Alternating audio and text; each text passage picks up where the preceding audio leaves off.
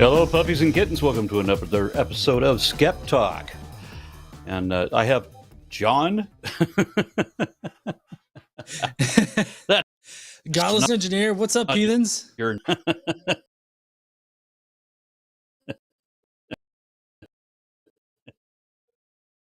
I don't know. Your sound went a little bit robotic there. It seemed like. All right, so let me jump into. Let me see what's coming up. We have. After today, with to me and John Gleason, we have tomorrow Chewed Gum with Alyssa Ljub and Catherine. Then, of course, Wednesday is Matt Dillahunty with The Hang Up. And then we don't have anything else spelled out for the rest of this week as far as guests and so on. On Thursdays is the Transatlantic Call-In Show. Don't know who's on there. Twill be a mystery. And then picking up Sunday, we have Forrest Valkai on the Sunday show. And then Forrest Valkai again. When does the cute wear out? Okay. And then Chewed Gum next Tuesday with Alyssa Ljub and Eve Was Framed. And then the hang up, of course, with Matt Dillahunty. That catches us up for next week. So, John, what do you have to say?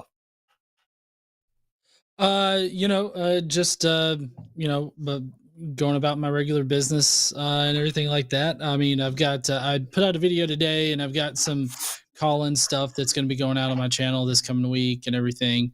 And I'm on an After Dark that's later on in this month, so I'm happy to be doing one of those. Well, sounds good. Did you say call-in stuff? Yeah, so just taking clips of that right? The different. Yeah, just taking clips from like either the line. Aron, your camera's freezing and your sound's cutting out. Can you try relogging in?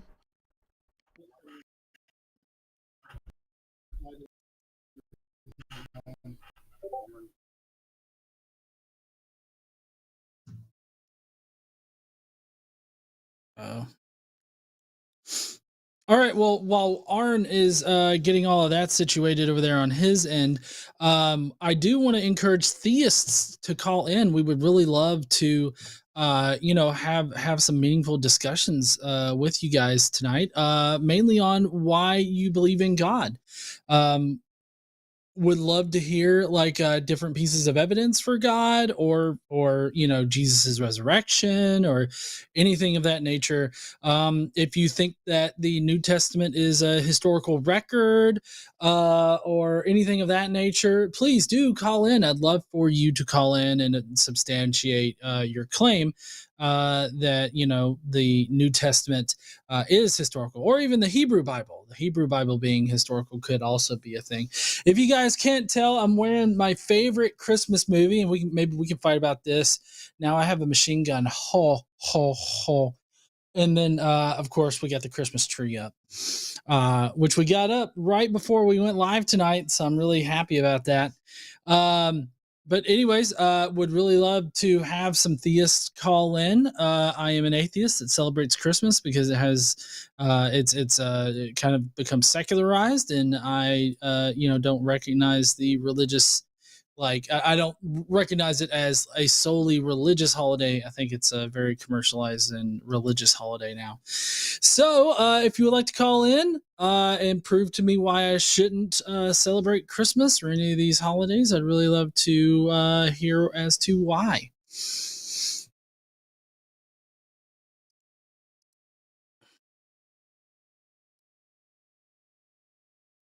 We do have a few people calling in right now, so we just got to get them through the screening process. Whoops, didn't mean to hit that. So I hope that everybody tonight is doing well. I am Aron Ra, as you can tell by down below. That will be my full name. Okay, I think Morgan's trying to fix it. Oh, there he is. Hey there, Aron. How you doing? How you do? How you do? I was just trying to goad the theists that may be out there lurking to call in. I've given up trying to prod those people. You know, you listen to these one-sided arguments where they always say, "Oh, we have lots of evidence of creation." Okay, let's hear it.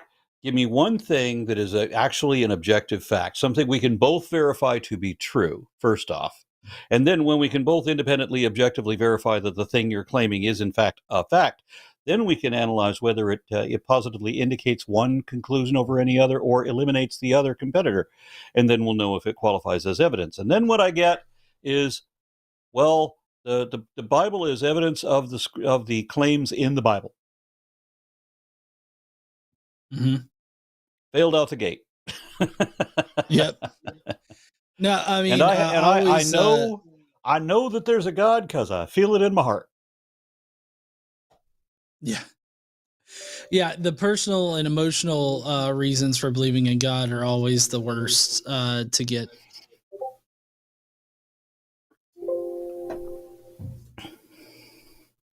And then when they get an opportunity, I very often I'll have these people tell me, "Oh, I could own you if we ever had a one-on-one." Okay, all right. Well, let's see. I'm here. Call in. No, I totally agree. I think that a lot of theists either they're just tired of actually trying to combat like atheist talking points, or they're just all defeated.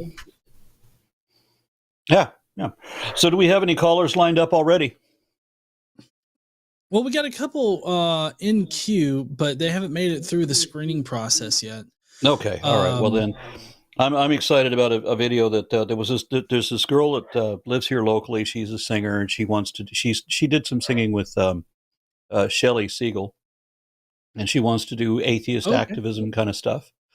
Apostate Anne, and she's coming out with a video where she wanted to do a video on Adam and Eve, talk about how the song is talking about how it's mythology, and she asked me to borrow my snake for that, and I just saw a preview of that video today, and it looks lovely. I can't wait till it comes out. I'm going to mirror it on my channel, and my snake looks gorgeous in it too. I just hope they spell his name right in the credits. Yeah. I hope so too, and I can't wait to see that. I've heard Seagull's stuff before, and she's a pretty good artist. Yeah, she's pretty amazing as far as being a literally naturally talented singer. She's extremely good. Yeah, she is. Are you ready to take our first call? Absolutely, yes. Okay. Our first caller tonight is Michael. He hails from Canada, or the land of Narnia. How you doing there, Michael? Hey, I'm doing pretty good. Sorry, my throat's completely raw. Didn't expect me first. Hi, how are you guys? It's all right. It's all right. Good. Our first caller tonight is Michael. He hails... Michael, what do you want to ask about tonight? On camera. Yeah, so I'd recently gotten to like a mini debate. It was a whole, never mind. I was recently put forward an argument that I hadn't heard before from a theist who was talking about the Kalam. Before we even got to the Kalam, he brought up the whole idea of an uncaused causer, and I was challenging the facts, like how would we even know that there is one?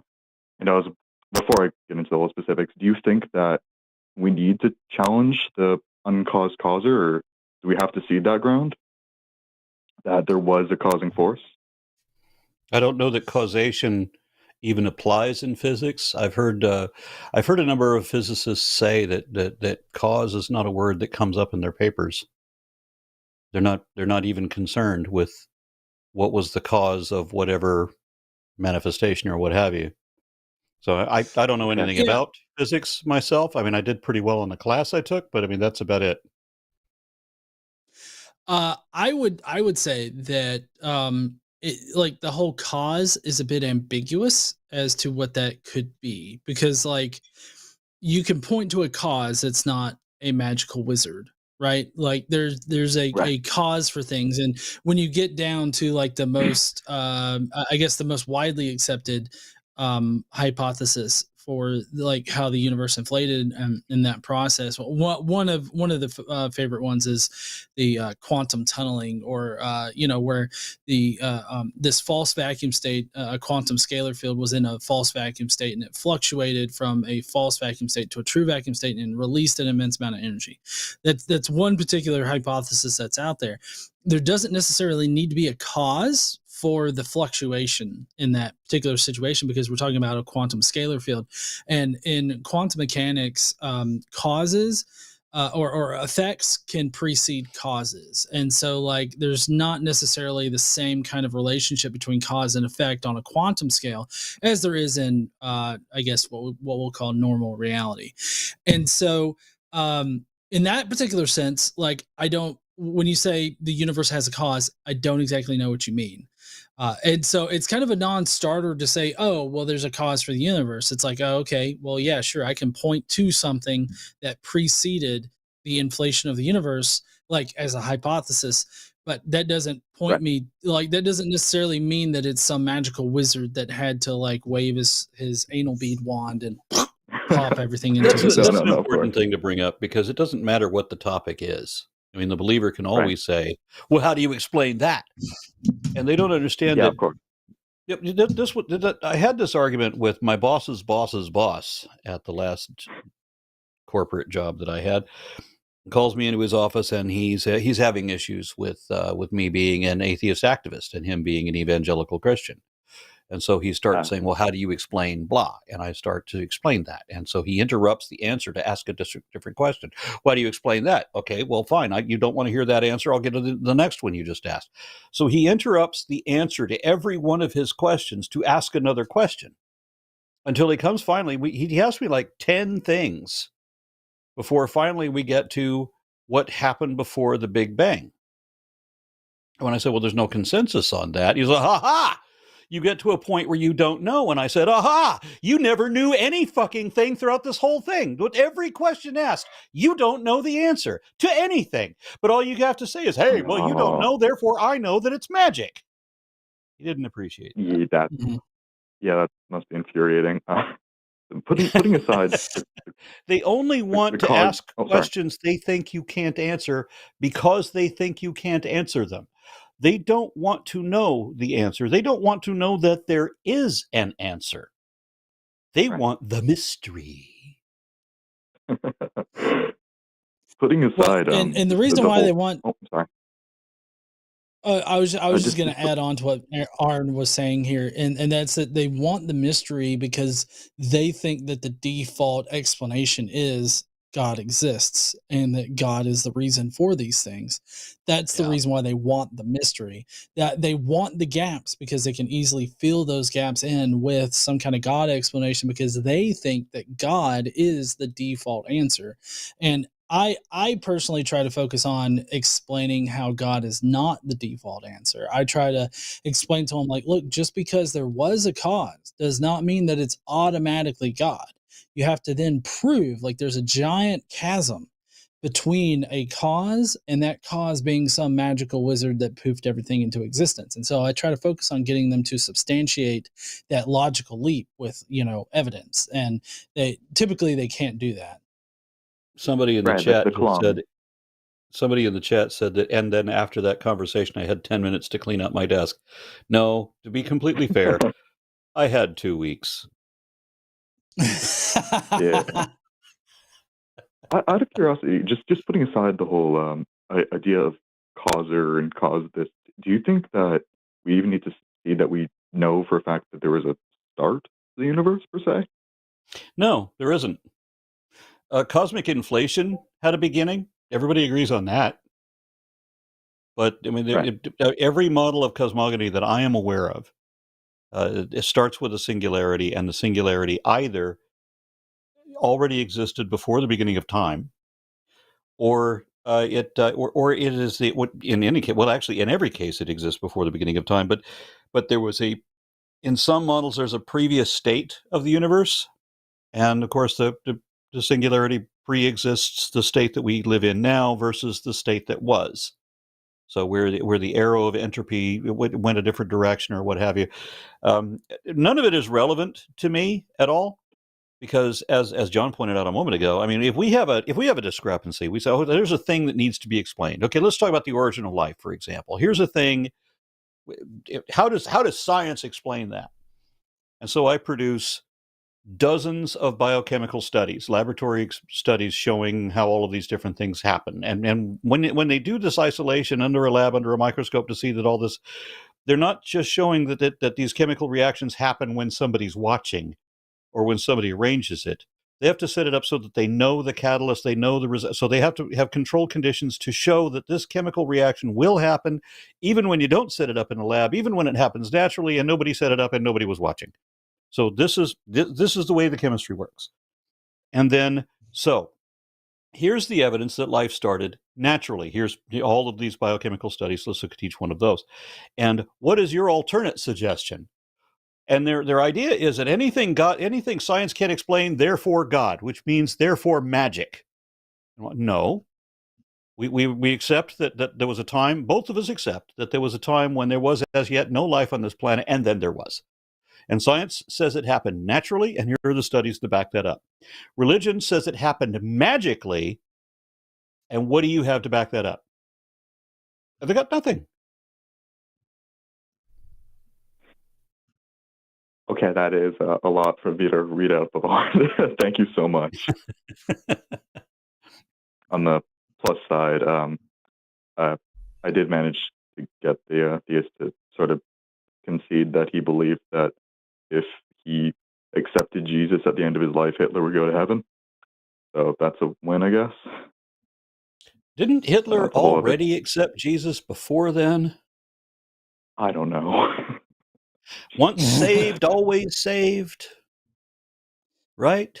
Yeah. Of course, it depends on which guy that doesn't know what he's talking about that you choose to ask. Yeah, well, thank you so much for taking my call. Sorry. My pleasure. Thank you. Have a good one. I'll be listening to the rest of the show. Yeah, thanks for calling in. Really appreciate you.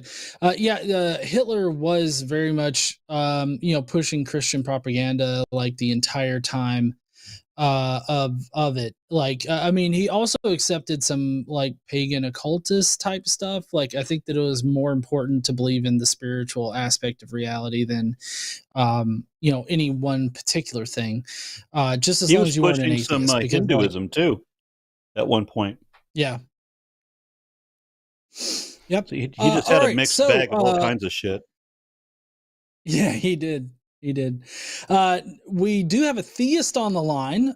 So you ready to get to a theist call there, Aron? Absolutely. Yes, please.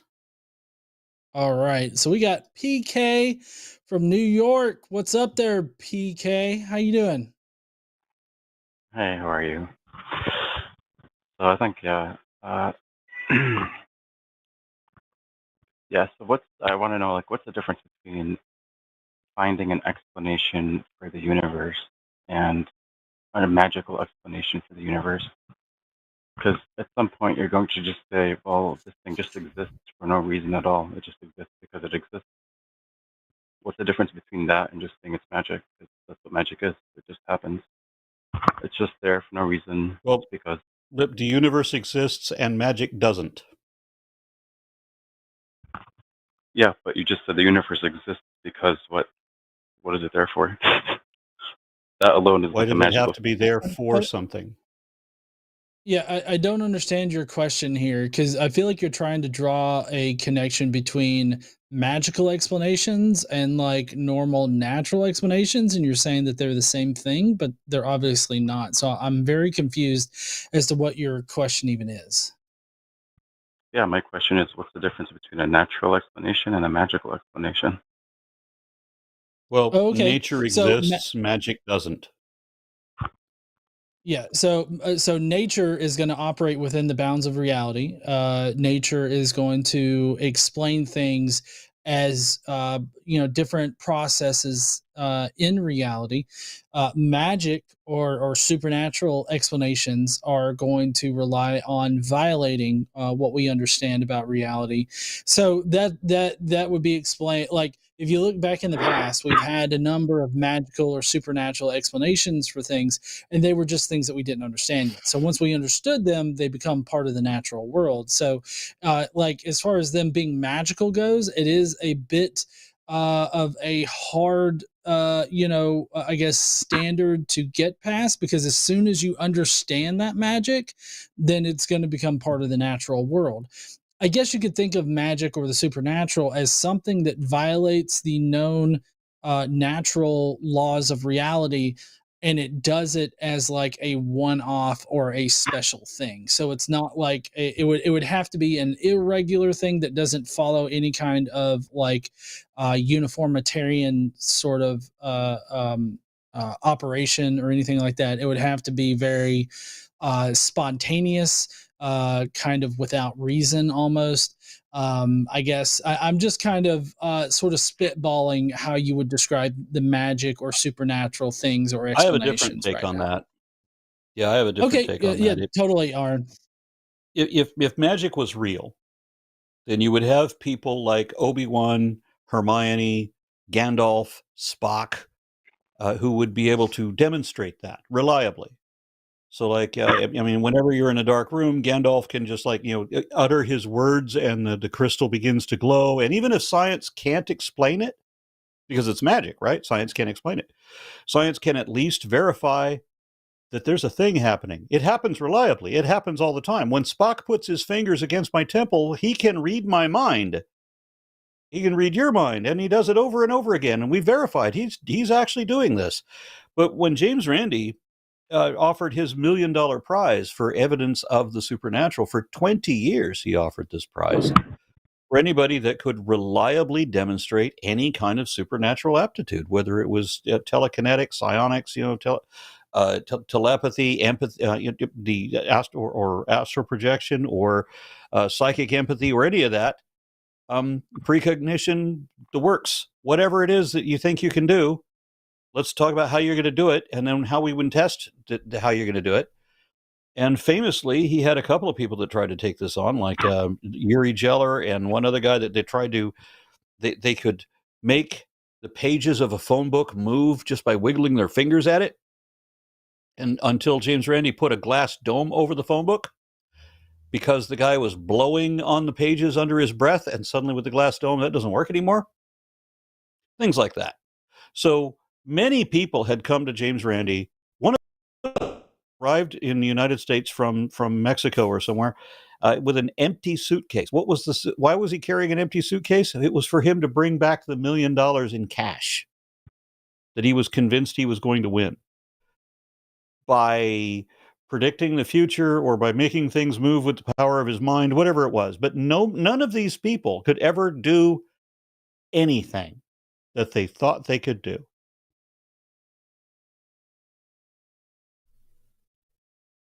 Okay. So this is all describing stuff within the current or inside of the universe, right? Well, how do you get outside of the universe? So what I'm talking about is I'm trying to connect the dots between a magical explanation, which is outside, or which is the explanation for the universe itself. So even Okay. within magic, you still have like some kind of rules that you have to use to, I don't know, cast a spell or something. One would think. Yeah. Because I mean, somebody told me that you had to, in order to perform this spell, you had to use a wand that was made of the wood of the dogwood tree, and it had to be a dry dogwood tree, a dead dogwood tree, and it had to be picked at midnight. And I'm like, well, midnight Eastern Standard Time. What difference does it make why does it have to be dogwood? Why does it have to be picked at midnight? Whatever. And these are just all ritual traditions that has nothing to do with reality at all. Yeah, so this is within if I can ask, PK. There's PK, John playing with his wand, showing everybody he's got wood. Yep, I've got wood right now. Okay, so you can the point is you can explain stuff within the universe, but you can't Okay. explain the Right, universe. right. Okay, itself. so hold on. So once you PK, get PK. to I once you want get to the universe's PK. explanation, Hold you on. just become a magical Right, explanation. right. Hold on. I want to know how you define magic. Like, I feel like you're trying to define magic, but you're not actually defining magic. Can you give us like an actual definition of what you mean by magic here, or the supernatural in general? Magic is just something that can't be explained. That's it. It has no explanation. There's a lot of things. Well, I mean, there's a lot of things that we can't explain, but that doesn't necessarily mean they're magic. So, like, There's things you can like for expect instance, that can be explained. it can be explained, but yet we can't explain it. Yeah, so things within the universe can be explained because it follows some kind of like cause and effect, reaction for some reason. But the universe itself, it has no explanation. It's just there, and that to me is just Okay, magical why? in itself. Why?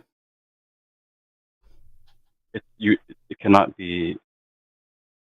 It's either it exists for no reason at all, which is the same thing as just saying Gandalf exists for no reason at all, because it's just Gandalf. He's just there for no reason. And what's the difference No. between Why that would and saying Gandalf that Gandalf God be there exists for exists? no reason? because Why would anything be there for no no, reason? Exactly, right. that's So magical. Gandalf. No. Gandalf exists as part of a story, created by J.R. Tolkien, right? That's the reason why Gandalf exists. So I really don't understand like your comparison to Gandalf in this manner. Also, like, we don't have to have some kind of transcendent purpose for this universe to exist. Like, this universe can just exist to exist. Like, you saying, oh, this universe just exists for no reason is like, oh, it rained yesterday for no reason. Like, no, there was a reason behind it, just like there is a reason, like a cause or some kind of explanation as to why the universe inflated. Like, there is an explanation for that, just like there's an explanation There's for there's an rain explanation happening. until you get to the first explanation, which is going to be The first unexplained, which is explanation. magical. Let me Yeah. help you out with something I here. don't. This is important. This is, you see, the beginning of the universe means nothing to me at all. It really doesn't. It's not relevant to any damn thing, because regardless whether the universe had a beginning or not, regardless what the explanation of that is, if there is one, if there was a beginning, doesn't matter. Either way, every way, whatever way, evolution is an inescapable fact of population genetics, fossils, and phylogeny. And all of the scriptures of every religion are man-made mythology with no truth in them. That doesn't change no matter how the universe began. Even if God created the universe, the Bible and the Quran and the Bhagavad Gita and all that are still wrong. And there's no Yeah, way that's to fine save with them. me. Not even the existence of God would save them. That's fine with me. I'm just saying that all the religions could be wrong, but you get the ultimate explanation is All the still going to be a religions magical one. are wrong. It's not that they could be; they are. They're all wrong. Sure, if they can be all wrong, that's fine. They But can regardless be, of and that, they all are. yeah, sure. So but besides like what's within our current universe, the universe's explanation itself is just going to be magical at the end of the day. Why would the universe? Why would it be magical? Why would it be? Why is this a mystery? Why does it matter? Because by my definition of magic, it's something that is you cannot explain why it's there whatsoever. It's just there. It's a super no magic. reason. Magic has the same It's just definition there. as miracle. Miracles and magic are the same thing. It's the evocation of supernatural forces or entities to control or forecast natural events in ways that are inexplicable by science because they defy the laws of physics. Yeah. So science can't explain why the first explanation of the universe is there What at all. hasn't explained doesn't mean can't explain. So let's say the first explanation of the universe is because this atom, this magical atom that contains all properties of all atoms exists, or something like that. I'm sorry, what? Like why? Let's say there's a special snowflake particle that explains all explanations of the universe. The question is, why does that particle exist in that as it is? I mean, Why does a there for no hypothetical reason. particle that doesn't exist, why does it exist? I'm sorry, you're losing me. Yeah, so why would the ultimate explanation of the universe have any explanation behind it? There wouldn't be any explanation behind it. It would just be it is because Why it is. not? That's it. Because that's the ultimate explanation. You have to stop I'm there. sorry, At that No, what? point. so okay, what I'm hearing out of this, I'm sorry, Aron. I know that you're trying to get to the bottom of this, but I kind of feel like what you're getting to and what you can't get past is this whole thought stopping action that religion causes, and I feel like this is a symptom of like deep indoctrination because, like, I mean, just as Aron has been showing here, we don't stop at a certain thing like until that certain thing is like explained in reality. Like we don't just stop questioning shit. Like you're saying, oh, what if there's this magical particle out there that explains everything? It's like, well, why does it explain everything? Like we need to know more things, about it. We need to understand all these things. So like you just presupposing that there's a magical pickle Rick out there that it does everything in the universe that we can't explain just yet, that doesn't actually explain anything. That's not an explanation for any fucking thing. So like the thought stopping techniques that are usually employed by religion are not going to work on skeptical people. Skeptical people are going to wonder exactly how that operates. And so like you just positing this shit is getting us nowhere, and it's not actually illuminating what you mean by magical or why you think the beginning of the universe is magical or that there's no cause or reason for the universe to be here. Like I feel like when you say reason, you actually mean some kind of transcendental like purpose or reason that should matter way more than it actually does. So I mean, everything that you're saying here just reeks of this presupposition about a lot of different concepts, and you're not actually explaining anything. I don't know. Maybe I'm wrong. Aron, do you think that I've hit anything that's wrong here? Well, No, yeah, he I said just that think magic. He reason is going defined to stop. magic. Wait, hold on a minute. You defined magic as something that cannot be explained, and said that that was the explanation of the universe. What cannot be explained is the explanation. That doesn't make any sense, and it just shows how irrelevant the whole question is. I'm sure that the universe has an explanation of some kind. I've seen a number of physicists proposing different ideas. I don't know if in our lifetime or in the duration of our species, I don't know if we'll ever figure it out. But it doesn't change the fact that there is no God and that all the religions we've made up are false, including Christianity and so forth. So, irrelevant to me. Yeah, I don't have a problem with all religions being false. I just have a problem with atheists thinking that religions are magical when their ultimate explanation is going to end in the same magical explanation. It's going to be a dead end for Well, hold them. on. Clarify that again. Could you say that again more clearly, please? Yeah, so I would have a problem with, I mean, I don't have a problem with you discarding all the other religions, but if you're going to say that their explanations are magical, it's incorrect to say that your ultimate explanation is not going to be magical. Why would my explanation, as somebody who doesn't believe in magic, why would my position be magical? If I don't believe in the supernatural, I don't believe in miracles, which are supernatural Because by definition. at the end of the explanation, it's just going to be a big fireball that explodes repeatedly and just contracts repeatedly and explodes for no reason, like a magical fireball would. Who posited that? I mean, that's just one possible thing.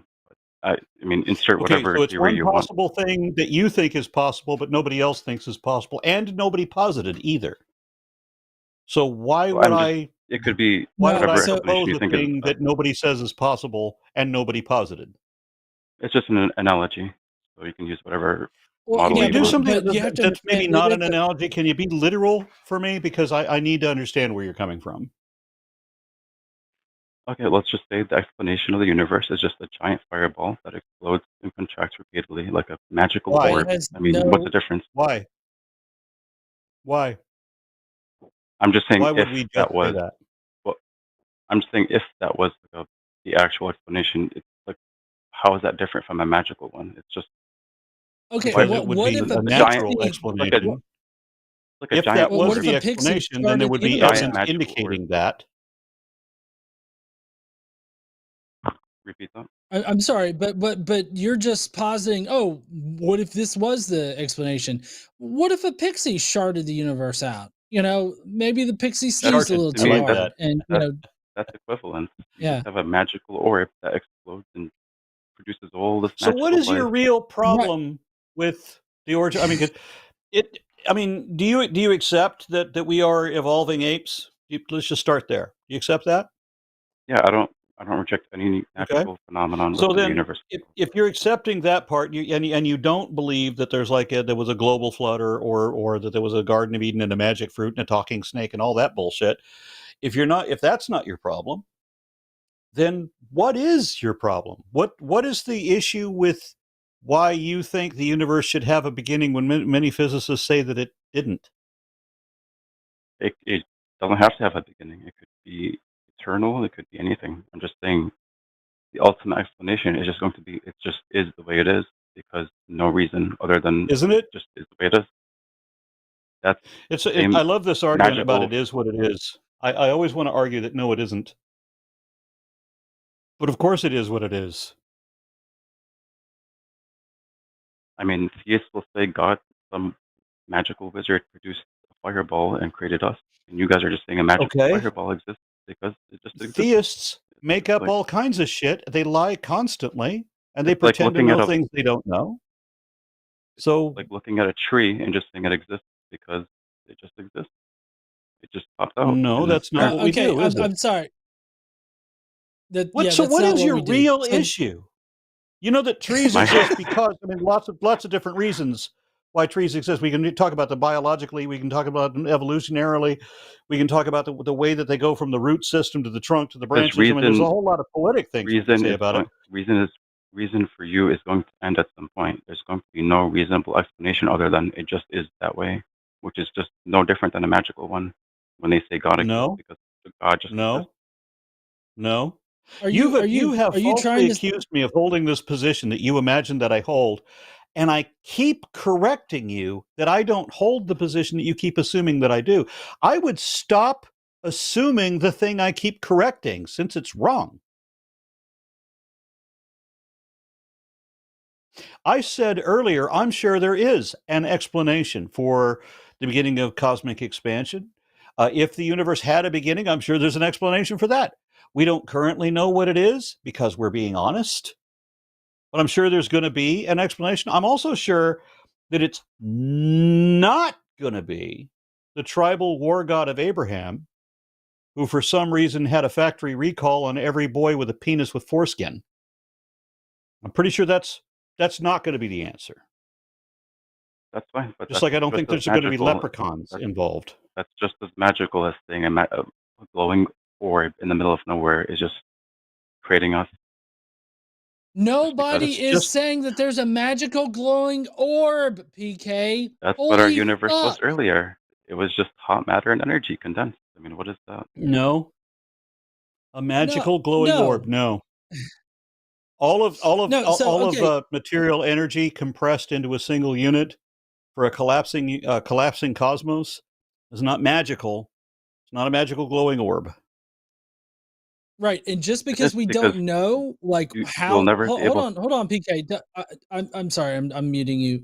So just because we can't give you a full explanation as to how the matter was compressed, all energy was compressed into that single point. Just because we can't expertly explain all of that just yet does not mean that it was magic. So every explanation that we have is built upon our knowledge about how reality operates. If you are positing something that exists not because of that's how reality operates, but that's just because of how it is, that would be something more akin to magic.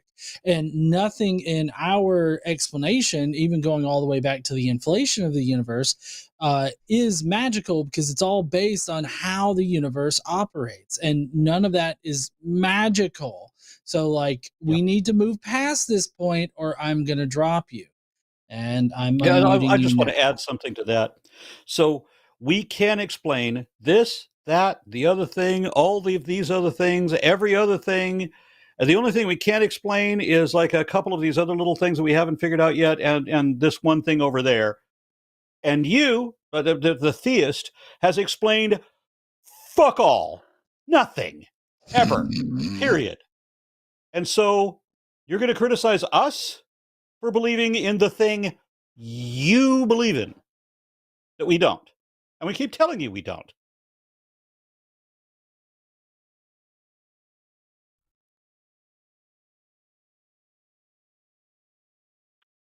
Yeah, I'm just trying to get you to realize your explanations will end one day. It'll be My explanations will there's end going to be a someday? brute. What, you mean when we know everything? There's going to be some brute or some necessary explanation that you'll just won't be able to explain So itself. like It'll just be there. like PK, do you think that axioms are like magical? Like, is that what you're trying to make the argument for? That if you have some kind of axiom as part of your explanation, that means that you're being magical about it? Is that what you're saying? No, I'm saying your scientific explanations will end one day. What does that mean? It'll just be I'm unexplained. sorry. Does that mean that we will know everything? No. I feel like that's a it'll be- veiled threat. Well, until we know everything, our explanations are not going to stop. They will stop because there's going to be one unexplained thing that you just can't explain.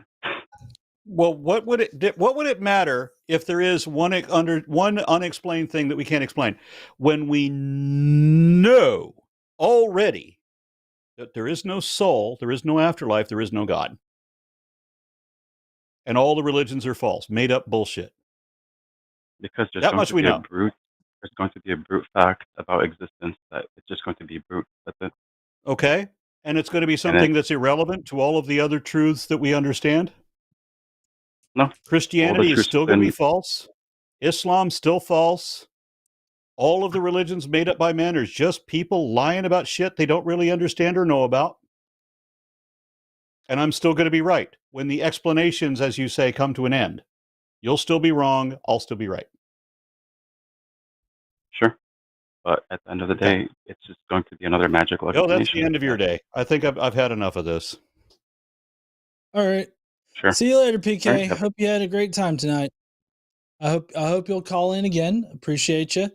I mean, I've been done with that for a little bit. But I was getting yeah, a little. That was tedious. The guy does not was. explain his point. He doesn't explain, and this is true of all creationists. They don't want the satisfactory answer. They want to believe that there's not an answer. So that if we can prove that something happened this way, then they can't believe what they want to believe that they already know is not true. So what they're arguing is that we can't really prove that it happened this way. So they can still pretend that it happened this other way. Because that's their whole belief system. Right. Really, seriously. And I hope I don't seem overly kind in that, because I want my contempt of that belief system to be fully on display. I mean, I picked up what you were putting down.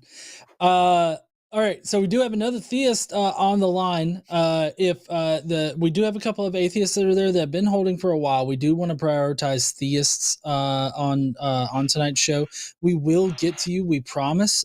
We just want to make sure that we get to these theists first. So I hope that you can appreciate that, those that are holding. And if anybody has any questions about what I'm doing here, it's just that ever since the election, I've decided that I'm going to practice alcoholism until I get really good at it.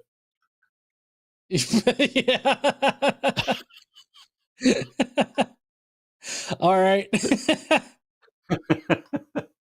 All right, so we got Cameron that's coming up on the line here. What's up there, Cameron? Why did I pour my beer into a shot glass? I don't know. I thought John, it was whiskey. What's up, Cameron? John, I think your hat's kind of square. Just so you know, it's filled with squares and rectangles and just stuff. Yeah, it but is. Anyways, have you heard of Russell's paradox? I didn't know paradox? I had one. It involves with set theory, and there's a paradox where the set of all sets contain the set of all sets, and not. I mean, there's one difference, and I can explain it. And this deals Okay, with God this is and totally all that different from what you told the. Yeah, I'm sorry, Cameron. This is totally different. I feel from what you told the call-in screener that you wanted to talk about. But I mean, I'm fine with that. It's just Well, this was not the it's call. a side way. It's kind of a side way into it of what I want to talk about. It's a side way into it. Could we not Because- Tokyo drift our way into the argument instead? Can we just actually like? Can you give me like what you say that you can prove Spinoza's God, right? Well, let's hear the argument, and then you can deduce what we can deduce out of it after that. But By all means. can something have value if it's a concept or an idea if we don't have access to it? Oh, I'm sorry. You're making the argument, but you're making the argument by asking us questions. I want to kind of do a Socratic method. Okay, can something have value if we don't have access? Are we talking about NFTs? No. So I'm saying our thoughts, our ideas, our concepts, our symbols have value. Okay. But for something to have value, like a tool, you must have access to it. If you don't have access to it, then whatever you're talking about doesn't have meaning to be able to use. Well, I'm desperately looking for an exception. I mean, what is the right? What is women's right to bodily autonomy? I don't have any access to that. No, but you have access to the idea. Well, what does it mean to have access to an idea? If ideas can be tools, and then for a tool to be useful, you have to have access to it. I don't know. I know a lot of tools who are not useful at all. I'm sorry. Well, you need to know how to use it. It needs to be meaningful, and it needs to be accessible and useful. I'm sorry, okay. Cameron, have you been huffing Jordan Peterson's asshole? No, I do sound like him, though, and I know that's terribly concerning to you and to me. No. Oh, okay. Well, I'm sorry that it's concerning to you, but no, I'm just, because of the argument that you seem to be trying to make through the Socratic method here. I mean, well, Aron, I don't know if you're picking up what he's putting down, but he's putting it down, and I'm just not seeing what he's putting down. No, I'm still having problems with the last caller because I feel like that was a personal failure. I keep trying to ask this guy what his problem is, and he won't say. He's got to know what his problem is, but he won't say. And so this theist, I want to hear what his argument is. I want to hear what his premise is. I want to hear what his conclusions are. I want to, what his challenge to me might be. I'm not hearing it. Right. Cameron, is there a way that maybe you can distill this down into like a syllogism or just a statement or something? Yeah, well, I was trying to get the background that if something is meaningful and useful, like a tool, you have to have access to it. If you don't have access to a tool like a phone, if you're in the middle of Alaska, then it's no good to you if it's not useful. Does that make sense? What does this have to do with God? Is God a tool? Is he a screwdriver where he fucks us every Sunday? No. Like what the... So the belief in God, the concept of God, mathematics, and logic can all have use to a person. Is that correct? Yes, logic and mathematics definitely have uses to a person. God, not so much. Where does it exist? Where does what exist? Logic and math and your belief in God, where does it exist? We were talking about physics earlier. Would you not agree that physics is reality turned into math? Yes, I completely agree with that. Okay, so that's where it is, everywhere. Right. No, where the ideas exist. Hold on. hold on, Cameron. So logic and math are going to be human-made descriptions of what we experience in reality. So they are describing our physical world. You're asking where do they exist? Well, they are descriptions of the physical world. So they exist in the physical world. So I don't know what the fuck you're talking about. Okay, now let me. How can you use the? You have to have accessible to those ideas, and where you access it is in the brain. So when you have a memory of an idea or a concept, it exists, and it exists in the brain because that's where you get And access. apparently from. not just mine, but in a lot of other people's brains too. Right. Now we can write it. We can write down stuff in a book, and that'll last as long as we have the book and somebody has access to it. Okay. So if you have a belief in God, that belief can have meaning or value, by that or particular lie. Okay. It depends upon your perspective. Okay. Yeah, and mine is that is just a bullshit lie, and so anybody that believes that has been duped. So you believe in God, then you've been duped by that particular lie. Continue. Let me ask you this, Cameron. Let me playing off of what Aron just said right there. If this God doesn't comport with reality, and do you see the ability for that idea that doesn't comport with reality to become harmful to you and other people? Oh, absolutely. I 100% agree with that. If you have a belief that doesn't conform to reality and that's harmful to others, like transgender people aren't real, that's a bad idea.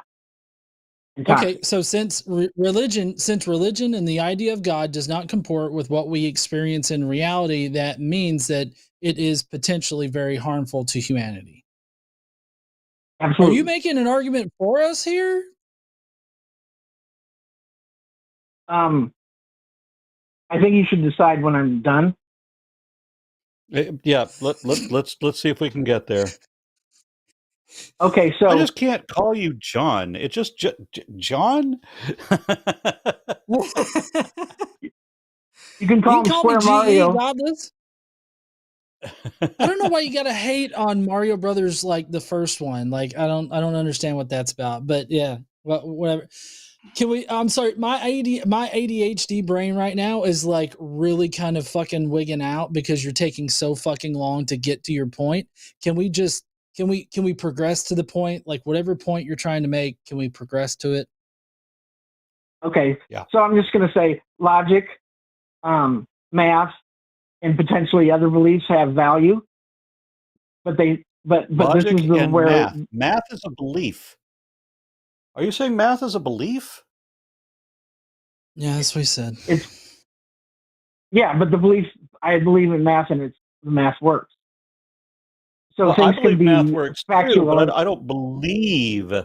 We're talking about two different contexts. I mean, I can say that I believe something when that's what I think is true, but I don't know that it's true. Or I could say that I believe something, meaning that I'm determined to make believe that thing, whether it's true or not.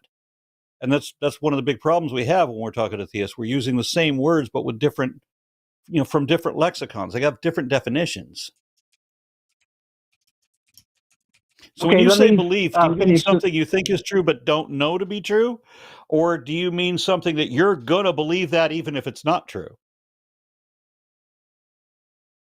Well, I'm from the perspective of the user who believes that has value. But let's just go to math and logic because that's more concrete.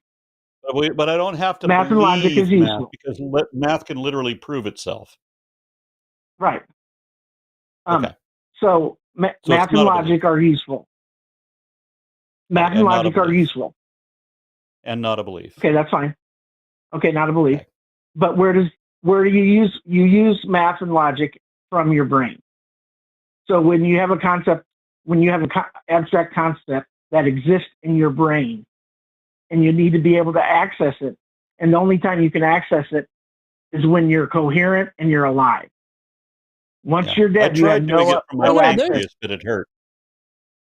No. So like I've been incoherent multiple times, and I've been able to access like math. I could do math. Okay, so one shot plus one shot equals too many. Okay. So I can let's still count too. When I one, a couple, a few, many, a lot. okay. So can you use math and logic when you're dead? No. Right.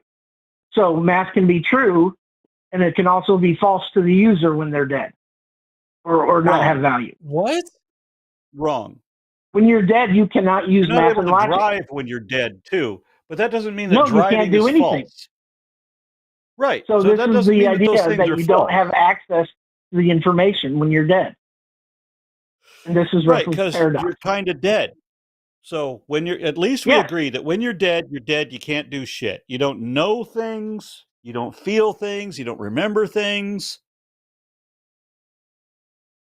You don't haunt your ex, none of that. Right. So whether your perspective, if you're alive or dead, changes the set value. Because once you're dead, you can't be an active part You're of the set irrelevant. because you're dead. Right. But when you're But alive, once you're you dead, are you're an active irrelevant. part of the set. Okay, I don't so understand. Hold on. if you become You're a championship bowler, you used to be you used to be in the NBA and you were an all-star, but now you're a bowler and you don't play basketball anymore, then basketball isn't false anymore. You become irrelevant to it. Yeah. Well,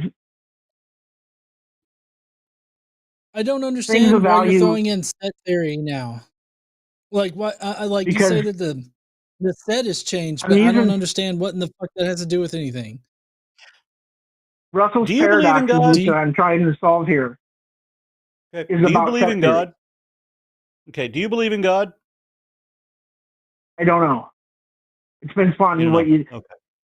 Polytheistic God, What do you think God is? polytheistic God, no. Okay. What do you think What God did you is? say? How do you define God?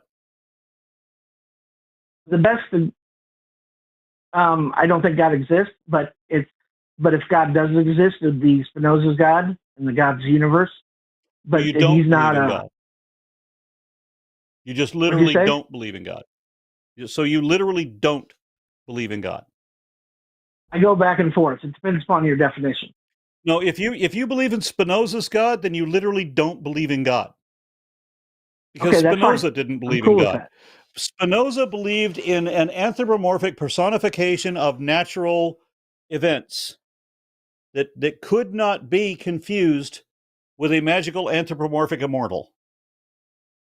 And Einstein Okay, I agree with clarified this, that he also believed in Spinoza's God, but that from the perspective of a Christian, he should be considered an atheist because he didn't believe in the supernatural. He didn't believe in a deity, as we understand that word. So you flat out do not believe in a God. Okay, that's fair. Okay. All right, I have to ask, what the fuck are you trying to prove to us? Like, what in the fuck are we doing here? I have no clue. I'm so fucking lost at this point. I'm trying to solve Russell's paradox. And if you don't know what it is, then you're going to be confused. But the crux We're of talking it about is if you're alive or dead. So I'm sorry, sir. This is not Call a Mathematician. This is like a fucking atheist show, right? Like we're here to like either prove God or not prove God. Like that's the entire title of the show. That's the purpose of this channel, at least on the SkepTalk night. Like you understand that neither of us are mathematicians, right? Like I got a minor in math, but that's not going to be able to solve your paradox here. Pretty sure we were not talking about math. Oh, I have a degree in math, but that's not relevant. Yeah, that's what I'm saying. That's not relevant. So people have a belief in God. If that belief is positive, they can only use it when they're alive. If they're dead, And they can only use it if a God that's exists. Otherwise, it's just Right. a delusion. Oh, I agree with that. But Okay. the belief could have positive things. essentially, depending upon Well, that's what arguable. it is. And it could have I positive would say things on along the with a lot whole- more negative things. Yeah, I would say on the whole, no. Belief in God is overwhelmingly negative. I agree. But I'm trying to get This, to by the the point way, of Russell's is a pumpkin paradox. stout. 13.3% ABV. So good. Perfect for the holidays. So what I'm saying is, if you're alive, you have access to information, concepts, symbols, and stuff. And when you're dead, you don't. And that's Russell's paradox. Yeah, which means that Netflix has no value once you're dead. Correct. None of my stocks have value to me when I'm dead. Okay. I don't give a fuck about this. I don't give a fuck about what's accessible to me, like after I'm dead or not. Like it has no like, you know what happens after I'm dead? I don't give a fuck because I'm dead. Okay? Like I don't care. But the point is this why are we stroking this particular mental dick right now? I discovered the model of the universe, which nobody's going to believe me when I try to talk about it. And I already solving don't Russell's believe paradox. Right, I know you don't. But solving Russell's paradox is an end. Okay, so you know what it's a funny thing. I feel so naive, so childishly naive, that when we get a theist caller, one, that they're going to believe in God. You don't. And two, I'm expecting that they're going to give me a reason why they believe in God. Never happens. Instead, they always play some ridiculous mind game of irrelevancies versus irrelevancies until we get so bored that we're like, the fuck you even talking about?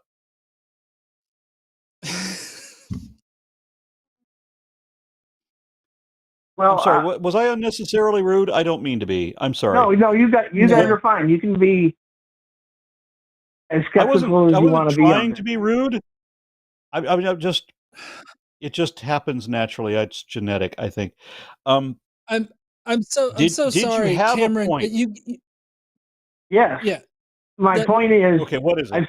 I solved Russell's paradox, and that's about perspective.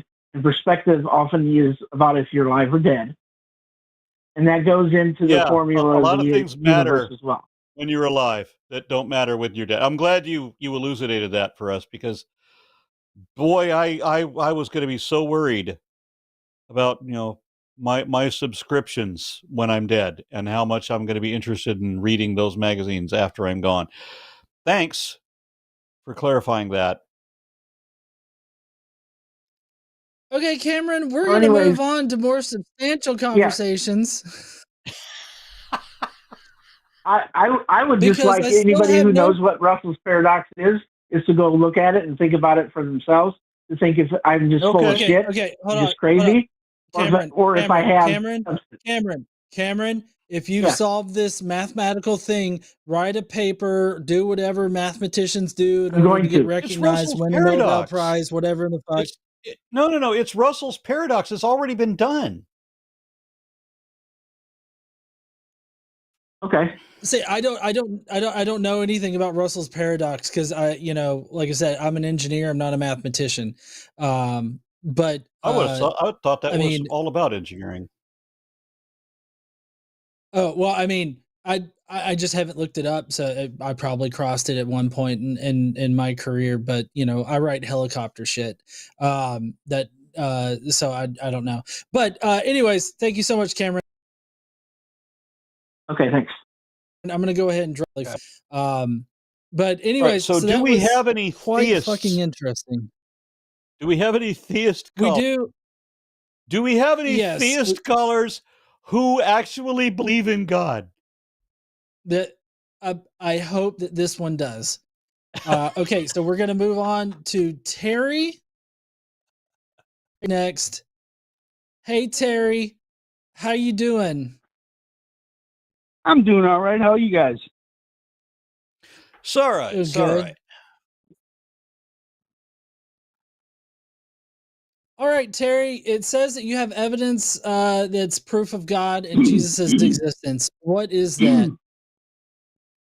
The evidence is in the Shroud of Turin, which I know it's been refuted a couple times, but the latest information is they were able, with new technology, they were able to date the flax that was found in the cloth, and it dates the 1st century. Okay, let's start there, Terry. Big whoop-de fucking do. Okay? Seriously. It dates to the 1st century. Good for fucking you. What good does that do? How it? then? Let's assume that that's true. Let's just jump in for this. Why do you have to be rude? Hold on. Instead of being a painting from the 4th century, let's pretend that we now have confirmation that it's actually from the 1st century. And for whatever reason, we're going to purport that it's actually of Jesus. How do you account for Christianity being wrong? Wrong in what way? On everything it teaches. Well, because man's involved in it. Okay, so Jesus is wrong because man is involved in Jesus? Because Jesus was wrong about a lot of shit. I mean, Jesus didn't know when figs were in season. Jesus thought diseases were caused by demons. So this is not the guy you want to take medical advice from.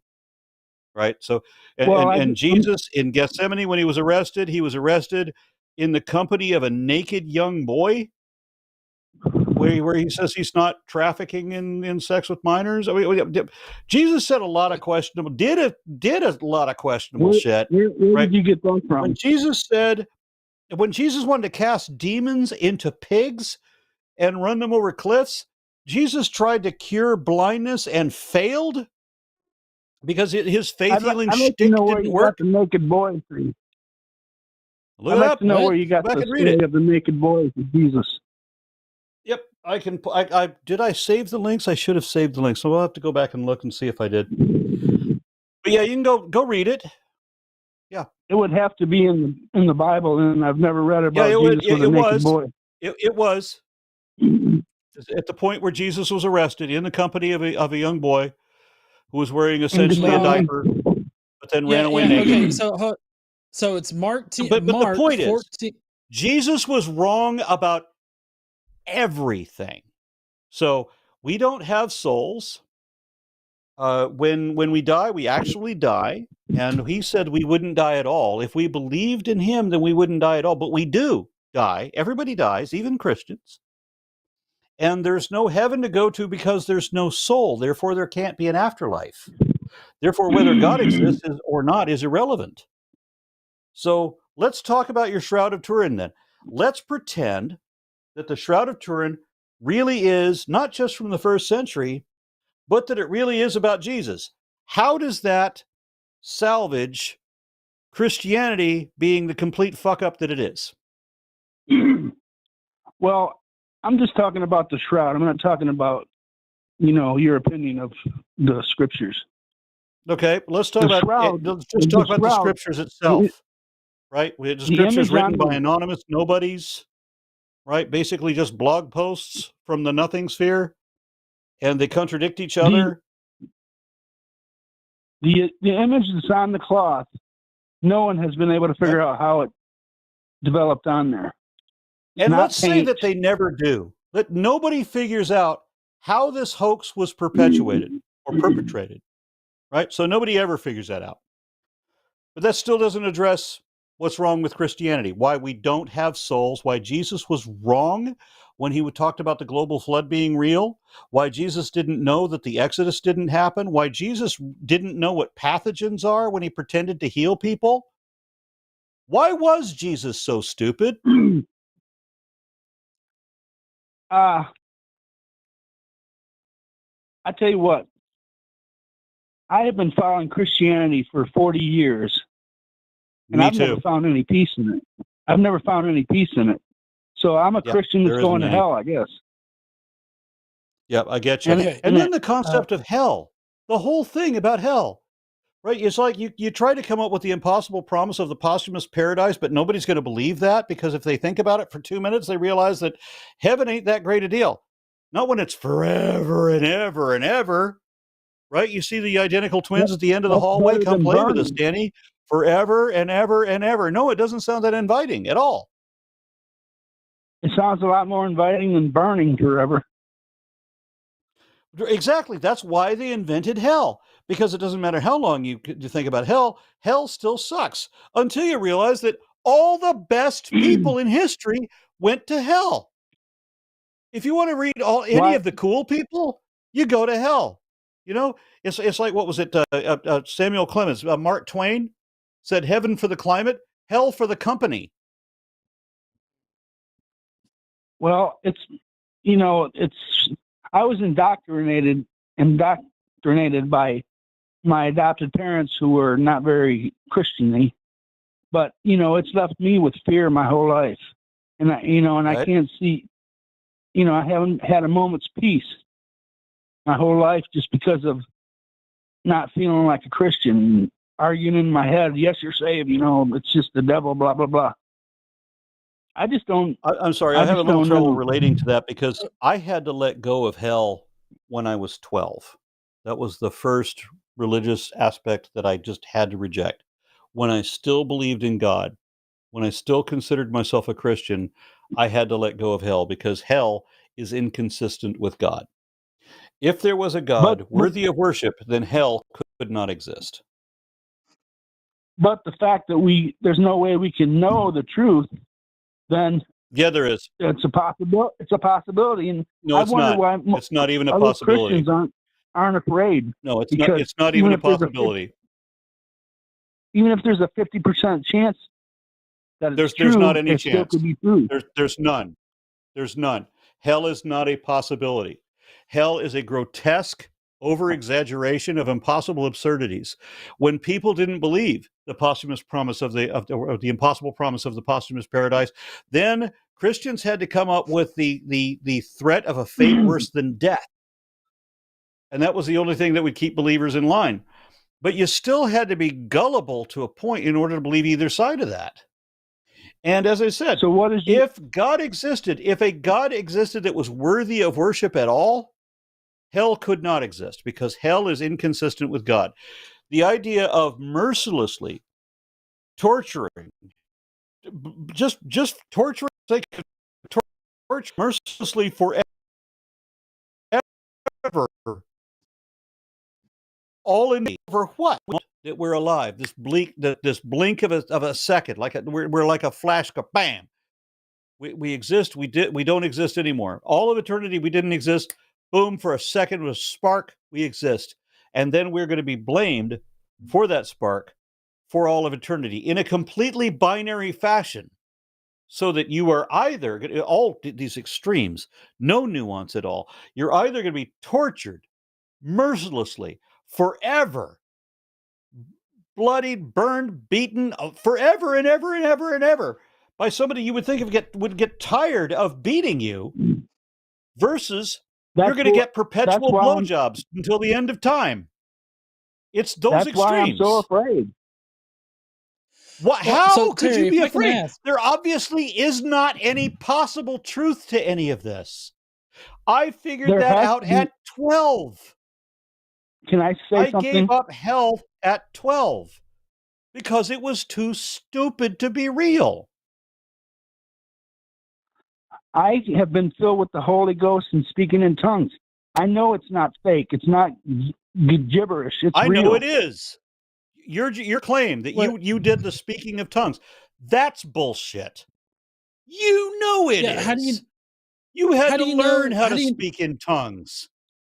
No, I didn't. How do you know what There's no truth to that. There is truth. How do you know what you said, like while you were speaking in tongues? Truth is what the facts are, what you can demonstrate, what you can show to be true. There is nothing you just said that you can show to be true, except that you bought into the bullshit. You acted the part. You were so duped that you learned how to utter gibberish for other people's amusement. I didn't learn it. It just happened. Yeah, you did. Nope, you learned. I've talked to too many people. I've talked to too many people who have spoken in tongues and explained how to do it. Well, nobody taught me how to do it. It just Proved started wrong. pouring out of me. Boom. Checkmate, Right, it's not atheist. that hard. Stupid people do it all the time. It's easy to learn. I just did it. I'm and wondering I'm if I should stupid. go into a snake handling church and show people how it's done. All right, let's hear you speak in tongues. I mean, I just did it. You want me to shambhala digga digga ding dong? See, look, I just did it. God told you to fuck off.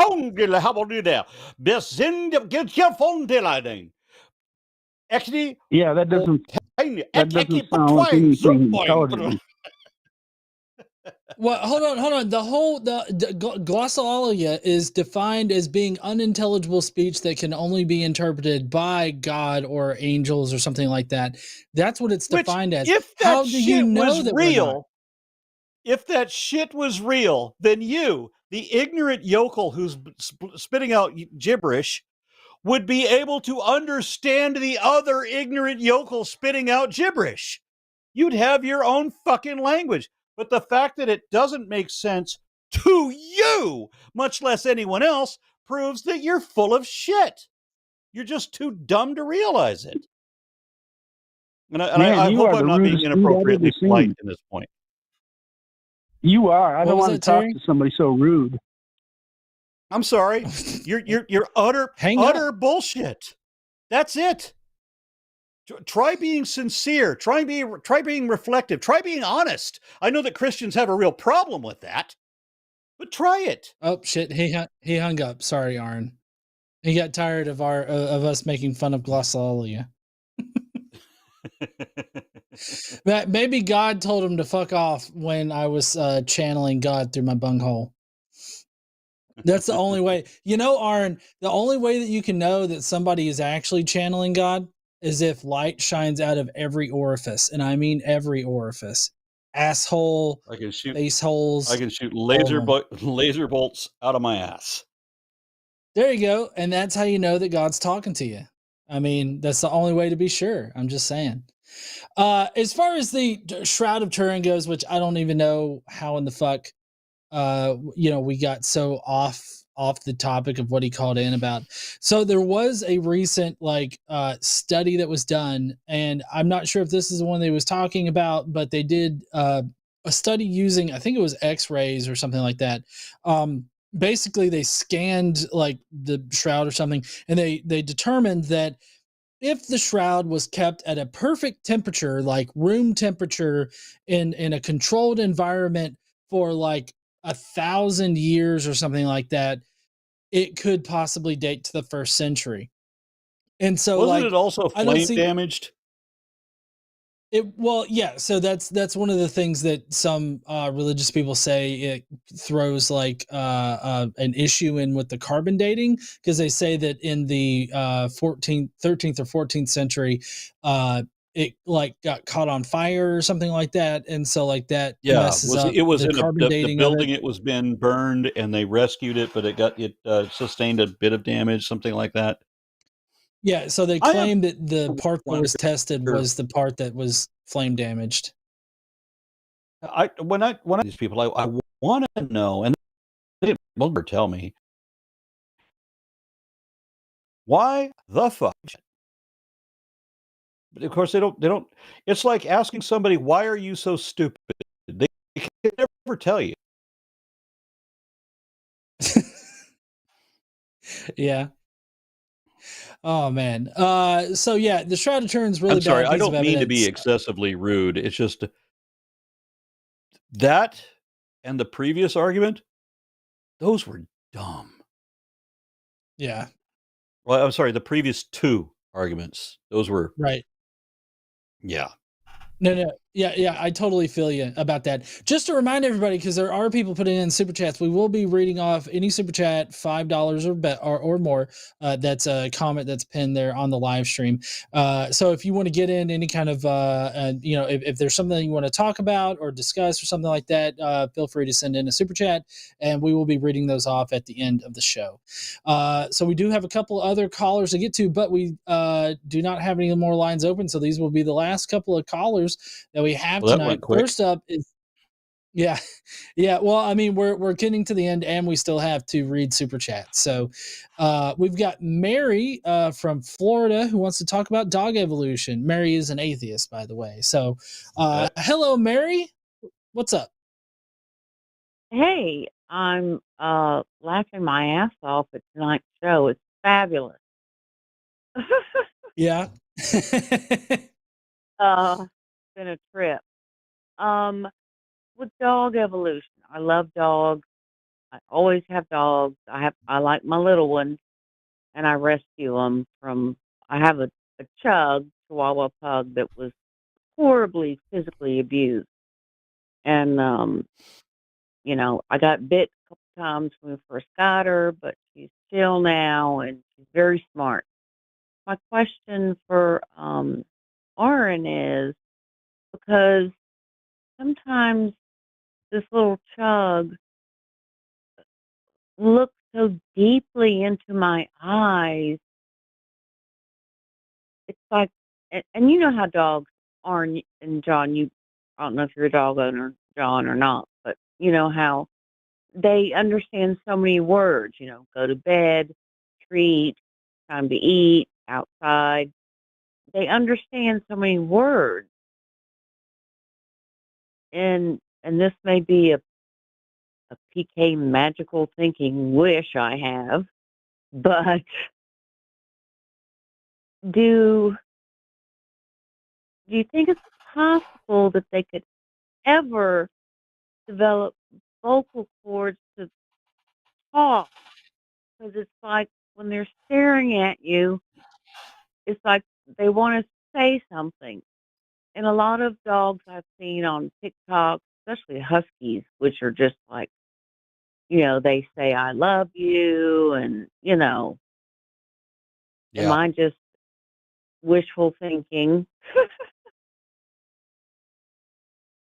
Well, so I would Okay, say so I that, and have I mean, just to fill you in for a second.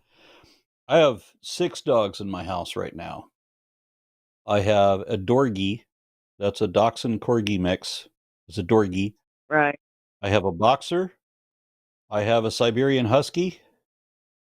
The boxer's name is Borg 9 because it's Borg, like the Borg with 9 because all boxers look like Ernest Borgnine.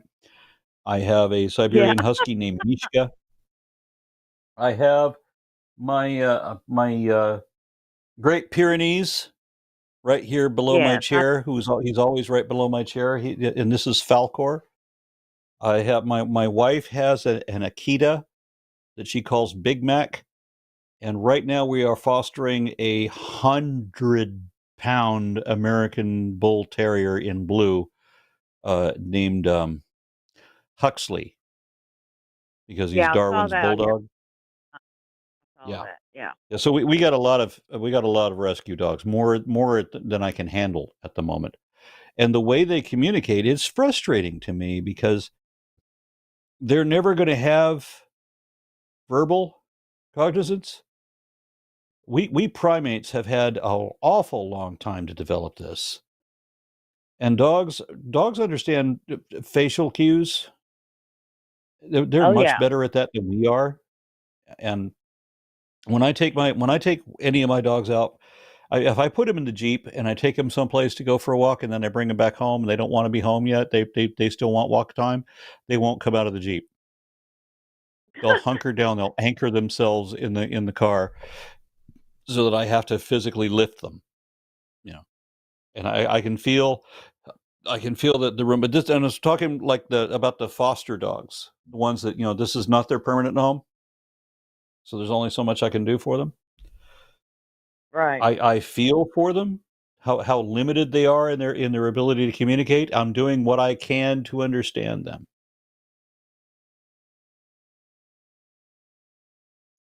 Yeah, I was just going to say that I wouldn't look at communication as being solely vocal in order to communicate how they're feeling and everything like that. Like, I'm not currently a dog owner, but I have owned dogs in the past, and it's like what Aron said, is that it's more in like body language as well as like other things like sounds they make and all this other stuff. They mean different things, and so they rely on that kind of communication in order to like work in packs and all that kind of stuff. So I mean, there is communication that happens, and there's different ways that they communicate. It's just different than how humans communicate.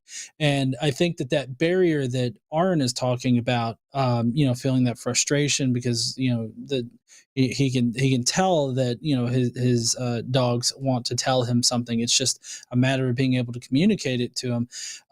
I feel like that's just because there's not really a great way to facilitate that communication just yet, or ever maybe. But I feel like if you change communication to be different forms of communication, you'll see that dogs can and do communicate a lot of the time. And so I think that they've been steadily, like if you look on social media now, you can see dogs that are able to communicate quite well with humans and everything. So it's just a matter of your perception, I guess, of what communication means. Like some of these dogs I've seen that will, they will. It sounds like they're saying "I love you," and do they know what they're saying? Well, My I think parrot, that my parrot calls my name, and I'm pretty sure he knows what my name means. yeah, as far as dogs Yeah. go, I think that they're just trying to mimic what they're hearing from you, because like they obviously hear the different tones in your voice and everything like that, and they know that you're wanting them to like mimic those tones. And so like I think they're trying to mimic the tones as best they can, but they like part of their vocal system, they can't make the words, like that's just not how their mouths have evolved. Yeah, Yeah. there's a lot of intricacies there in primate development that the dogs just don't share. And they know when, I'm getting ready and I put my shoes on and I grab my car keys, my little chug just When think I fill my pocket full of little that plastic bags that they know are for picking up poop.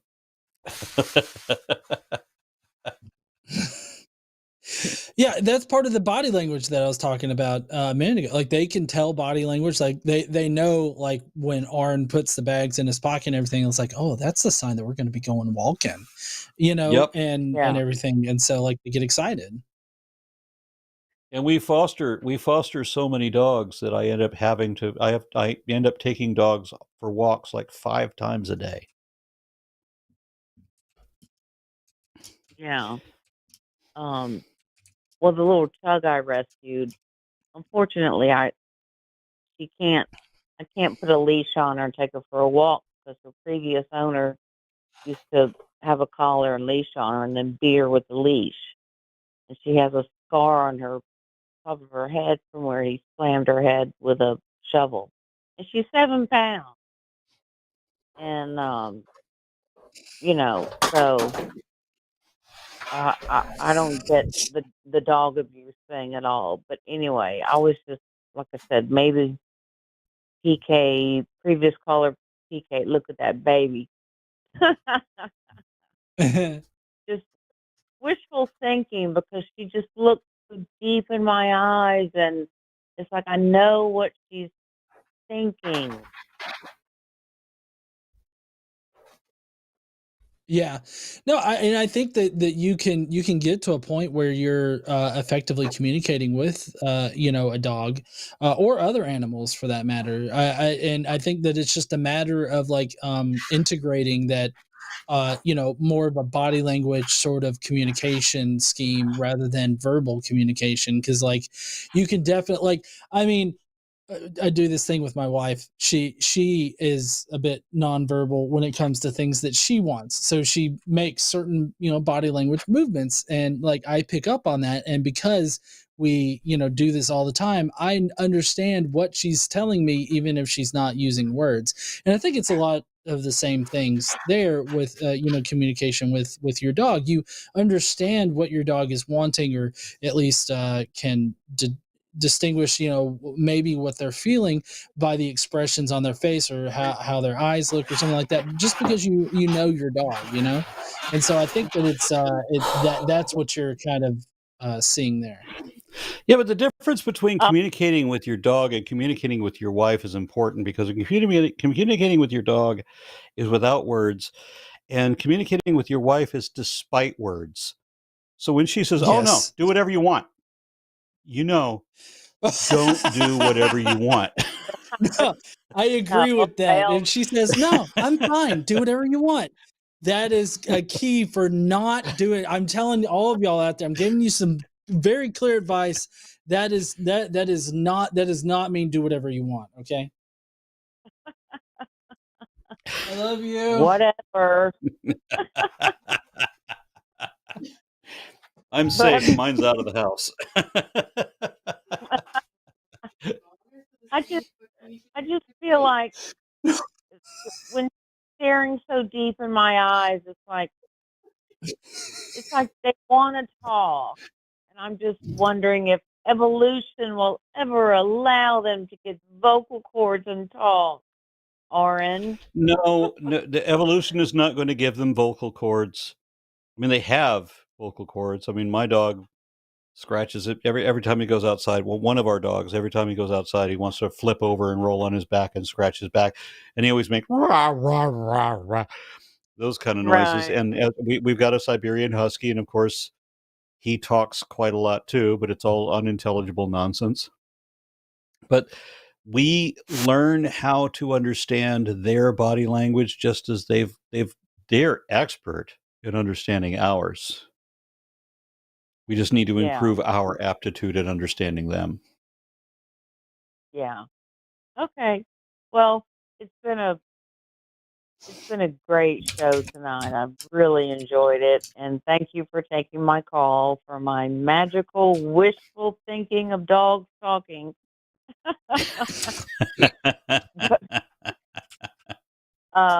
Y'all have a good night. Thank you. Thank you. All right. Thank you. See you later there, Mary. All right. Well, we're headed into our last call for night, and that is a big fucking snake, Aron. Like, I commend you for being brave enough to be around snakes. I could not be around snakes. I'm glad that you can. Funny story my wife will not appreciate me telling. One of my smartest snakes figured out how to open his enclosure. That if he just pushes his coils against the sliding glass door, he can slide the door open. When I saw that he knew how to do that, I duct taped his doors closed. But he's strong. He's an 8.5-foot python, so he's strong. He was able to do that anyway. He opened his door anyway. So I come up the next morning and I look at him, and his door is open by 2 or 3 inches. I'm like, oh, crap. And I don't know how I had an 8.5-foot long python loose in my house for like 6 hours and I can't find him until he decides to come out into the open. How can you be that big and hide that well for that long? I have no fucking clue. I really don't know. It was clear that he got cold. He got cold and decided he wanted to be rescued. Okay. That would be the scariest thing. Like you drop something down like below the couch or something, and you go down there to get it, and there's a giant fucking snake that's just like, "What's up?" Like that would scare the shit out of me. Like I would shit my pants. A friend of mine just had this ordeal where his snake crawled into his sofa.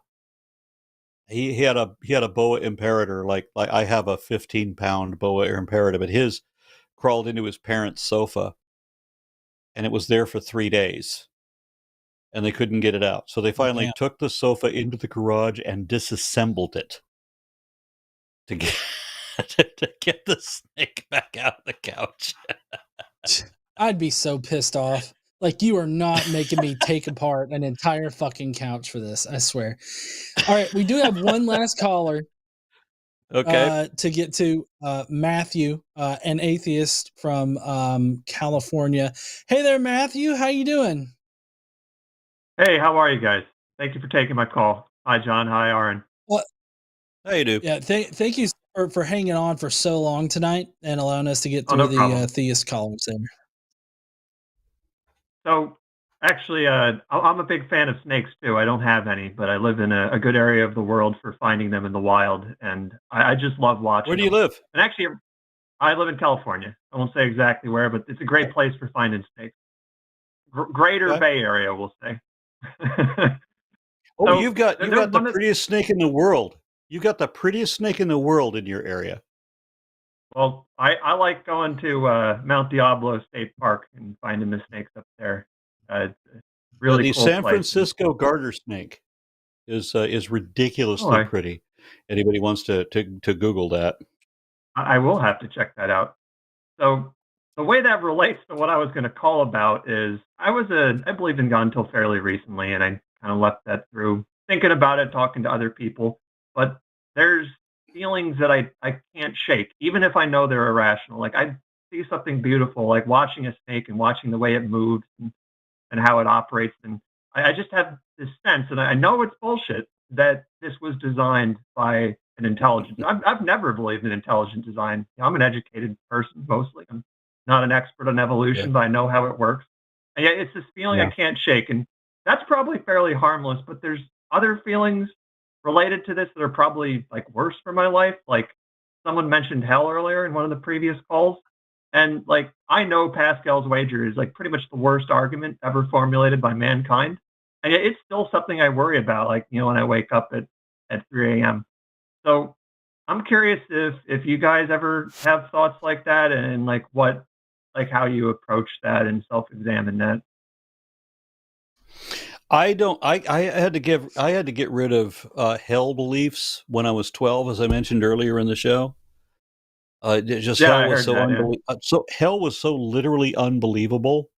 It was unrealistic to the mind of a 12-year-old, so I had to let go of it. But my wife was raised by evangelicals who were all about fire and brimstone, and so she went through a period of years where she had nightmares about being rejected by Jesus. You know, where Jesus shows up in her dreams and he's being vindictive. You stopped believing me, so I'm going to torture you now, which is what kind of a dickhead response is that? Right? If God was real and God cared a whit about anybody, would he act like that? Of course not. Yeah. I mean Well, I entirely agree with that argument. It doesn't make sense, right? Like if there's a if we accept this God that's benevolent and even is a smart God, I mean hell is not just like an evil thing. It's kind of a stupid thing if you really think about it.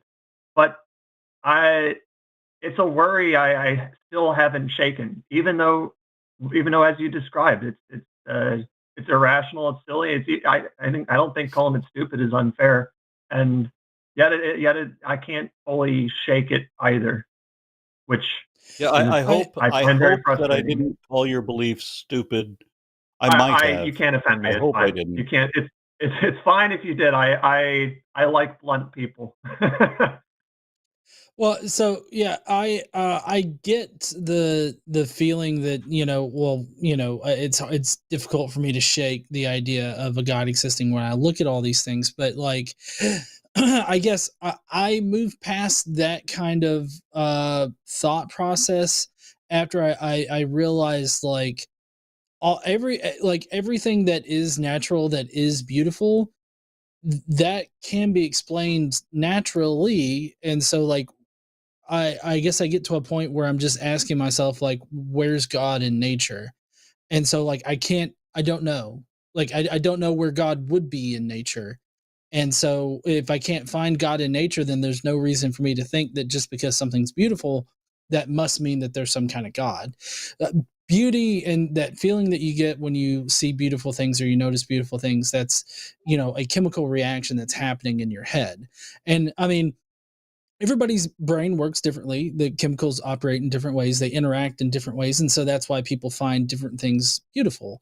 And so just because you find something beautiful doesn't mean that it's beautiful to somebody else. So that kind of takes it out of this realm of it being like objectively true. Like just because you find something beautiful doesn't mean that it's beautiful to everybody or that it's absolutely beautiful. And so then it becomes a more subjective experience of you thinking something's beautiful that can be explained by like natural processes and like just, how your brain works and everything like that. And so that kind of takes some of the, I guess, the magicalness out of it. I don't know. Am I making any kind of sense here? No, you said magical mess. It just takes magic. It takes the magic out of it. Yeah. I was thinking about it in terms of heaven and hell too, and I mean, I know people who believe in other things like some form of reincarnation or whatnot, and they find that very reassuring. I kind of find all of those things alarming. I really don't find comfort in any of that. I think that's a good example of what you said, where there's clearly nothing objective about this. I mean, going back to the snakes thing, I love going to the park and finding snakes and tarantulas and stuff. But I know plenty of other people who don't look at that and feel a sense of wonder. I got to mention in the chat just said that hell is earth. And I've heard that so many times. But I mean, this is the one life you get. And you get to choose. Are you going to enjoy it or endure it? Yeah, I'm a big fan of Earth on the most part. Yeah, I know there's a lot of problems on Earth. I tell you, it's the best planet in the solar system, bar none. Yeah, I don't really buy the whole Mars thing. I mean, Antarctica is in our basement, and we haven't really colonized that, and that's way more livable than Mars. So I figure Earth is it. We gotta take care of it. Right. Yeah. As far as like the afterlife goes and like reincarnation and everything that could possibly happen after this life, I mean, I feel like anything that extends our existence after this life kind of eventually gets to the point where it diminishes like our life to being like, not valuable because, you've got this potential better thing or eternal thing after this life. And so that kind of really reduces the value of this life. I find a lot of solace and a lot of meaning in the fact that this is the only life that we get, like that we know that we get. And so like making it a point to live my best life and to have a positive effect on people in general, like that I interact with, that are part of my community, part of my family and all this other stuff. Like I feel like, having that positive effect within my lifetime is, the best thing that I can do with my life. And like, that's how I make the most out of my life. Yeah. Can I tack something onto the end of that? I often thought that what happens, what if the end of your life comes with a stroke or a heart attack or something like that, and in that moment, somehow you're offered a choice to experience how your life might have been if you knew what you knew now, right? From some arbitrarily selected age, whatever fits you. Like I moved to Texas from California when I was 14, so that would be my point. Because I don't know anybody, I just arrived. It's where I get to meet new people and all that. But if you had a chance to live your life over again one time from this, wouldn't that cheapen? I mean, when you think about it, take an hour or two to fantasize about this, and you'll realize that if you had the opportunity to live your whole life over again from childhood to where you are now, that would actually cheapen the life that you already had for all the mistakes that you made, which for me largely made up who I am. I mean, if I had a chance to live my life over again, I would not be the idiot, the asshole, the evil motherfucker that I was. But I also wouldn't be as interesting. Yeah, and I wouldn't be me. And then if you get to live your life over again once, when you get to the end of that life, don't you expect that it's going to happen again? And isn't it even cheaper at that point? That was my thought anyway. And I also feel some level of comfort in feeling like the things that happen are at least partly a consequence of my actions. I wouldn't want to just be along for the ride. And having kind of realized that I had no good reason to believe in a God, I do think underlines just the advocacy we have to affect ourselves and the people around us. I do apologize here. I'm actually out of time, so I got to go. But I will definitely listen back to the rest of this later if there's any more. Thank you very much. Thank you for taking my call. Thank you. Thanks, Matthew, for hanging on so long. No problem. Thank you, guys. All right, bye. Another aspect of that mind experiment. Think about, if you could, in the moment of your death, that you get a chance to just experience the whole alternate reality of what your life would be. And it might flash by in reality in just a second, but you're really living all of those years from that point on. And it, for me, when I did this, little thought experiment, it did cheapen everything about my life. Even though I now know what decisions to make, so that I'm not a complete fuck up, so that I'm not a manipulative asshole like I was the first time around, I still came out a lesser person somehow for it. Yeah. And my whole life was cheapened because of it. Right. No, I totally understand that. We're going on to the super chats now. Once I became an atheist, I found an immense amount of value in my life and everything like that, just because I didn't have to worry about, getting sent to hell or, the stress of going to heaven. I felt like there was a lot of stress put on me. I put on myself about, getting to heaven, going to heaven, and making sure that I'm doing everything to get to heaven. That was really stressful. And, it maybe not necessarily made me,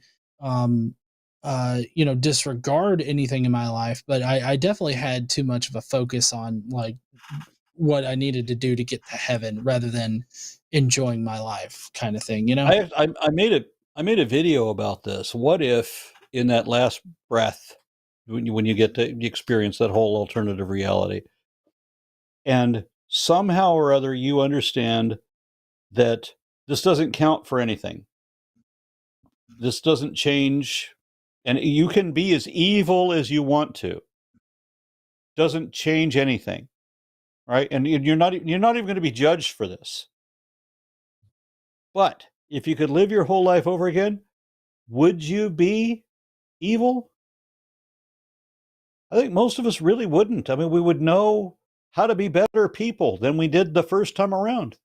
And it has nothing to do with what you know somehow innately that this whole life that you're going to live over again, whether there's a heaven or hell or not, that you're not going to be counted on this. What you experience in your second reliving of your life doesn't matter at all. And yet you're still going to be a better person, probably more boring, but you're still going to be a better person than you were the first time around without any fear of eternal damnation. Yeah, I think that I definitely wouldn't be more evil than I am now, if I am evil at all. Yeah, some people think I'm evil and a dickhead. I realized on my own at one point when I was around 18, I realized I was evil. I was playing Dungeons and Dragons. I know, I'm a complete nerd. But I started studying all of the alignments and everything, and I realized that I, as a person, was chaotic evil. It hadn't even occurred to me. Oh wow, I'm that much of an asshole. I'm more lawful evil now. Oh, okay.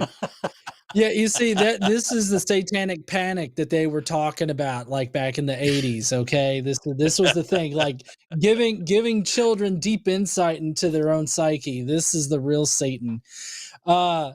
All right, so let's get to the super chats. If you want to, there's still time to get in a super chat. If you want to do $5 or more, we will read them off. I'll start off tonight. $20 from Zureth Moonpaw, who says, a biologist and an engineer. Okay, so how much for my robot body with rocket ass cheeks and a designer vag? What is That being asked of us designer right now? badge, is it removable? Like, is it like an insert? Like, can you hot swap it?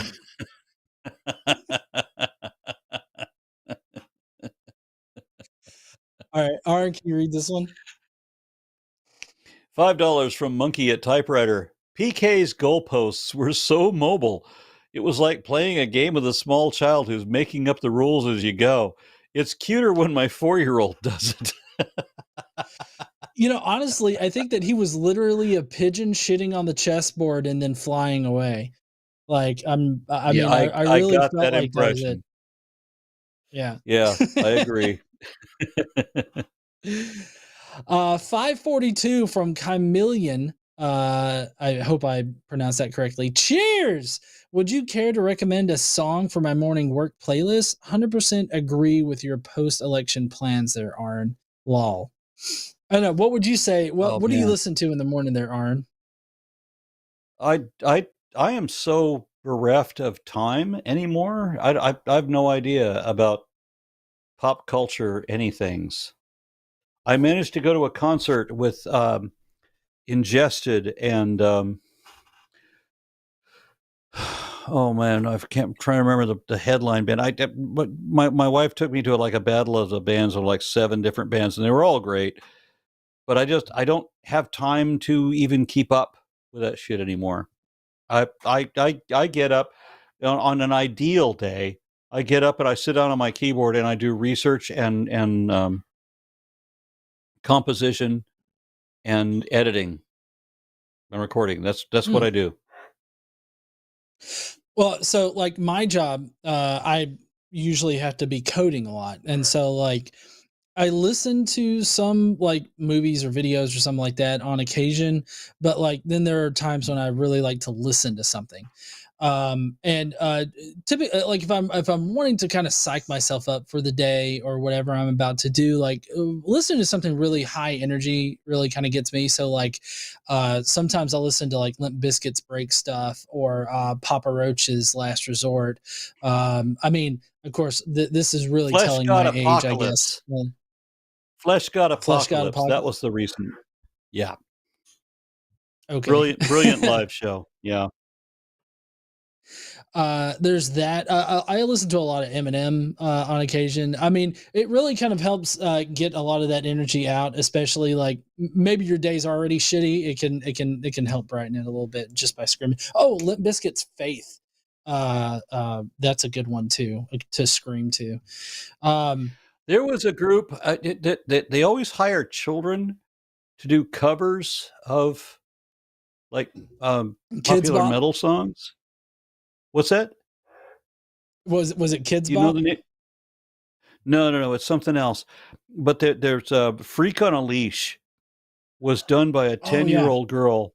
And my God, she owned that song so well that it frustrates me that you can't hear that version on the radio. I hear the original version on the radio. I want to hear the 10-year-old because she owned it. She did such a good job.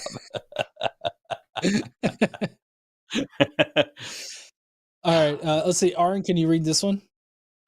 Yes. $5 from Aliashana Silverbow. Aron, if you're drinking your beer from a shot glass, I really hope you're not drinking your whiskey from a pint glass. Well, it makes sense that I would be drinking my beer from a shot glass because it is 13.3% ABV tonight. Jesus Christ. Do they allow that in Texas? I've had up to 19.5. Oh, wow. Is it like real hoppy or like stout? No. Okay. Quite the opposite. These are Okay. malty. They're usually Malty. so sweet that I tell you honestly, sincerely, that this shit would go good on pancakes. Shit. That would be a hell of a way to start the day right there. I want to do that. I want to get a tankard of this crap and put it on pancakes. Waffles would be perfect. Waffles, yeah. All right, so we got $10 Australian, I think that is, from Yes. Philip Lich. Sorry, I'm bad at pronouncing shit. Here's $10 so you can pay for the medication for the headache for Russell's paradox. Watch Veritasium, who literally just provided the solution in the episode named Incompleteness. Okay. Yes, indeed. I really haven't given a Indeed. shit about Russell's paradox. It was remarkable to me that somebody you think you're the guy? Well, see, anytime anybody's like, "Oh, I solved this thing," okay, get it published and then come and talk about it. But I feel like if you're going to talk about it, you should be able to explain it without meandering around for 45 minutes without actually getting to like the point.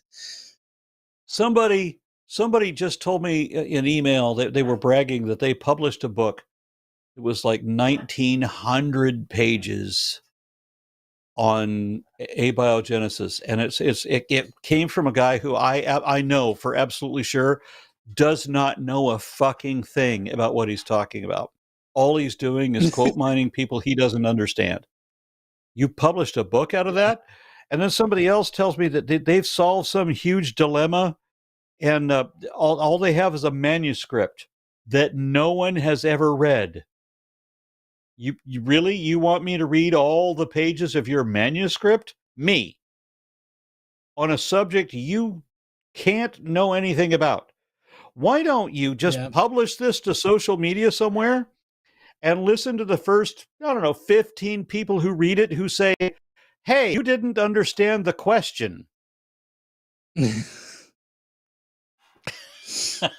I mean, obviously, people that understand it are just going to agree with them, Aron. I mean, come on. Oh, of course. Is this mine to read? Let's see. Yes, I think this one's okay, yours. $5 from Mr. Barukua 10. I know I said that wrong. I'm sorry. Aron, snakes! Also, if you seek a stout, look for one by Founders Brewery. I've had quite a lot from Founders Brewery. Good stuff. Mr. Gleason, you have me support for Mario. Don't let him get you. Oh, because that one caller was giving me a lot of shit for having Mario on my my beanie. Yeah. I don't know why that was such a problem. Like that really confused me. Damn, that is a dark stout right there. I'm glad I didn't go with my first plan. I had a giant 32-ounce can, a single can in 32 ounces at 13.3% ABV. And I had a huge fucking stein that was going to handle this. And so I was going to tell the stupid joke that, people complain that I drink too much on these. So I'm just going to have one beer. I'm glad I didn't do that. I probably would be naked now.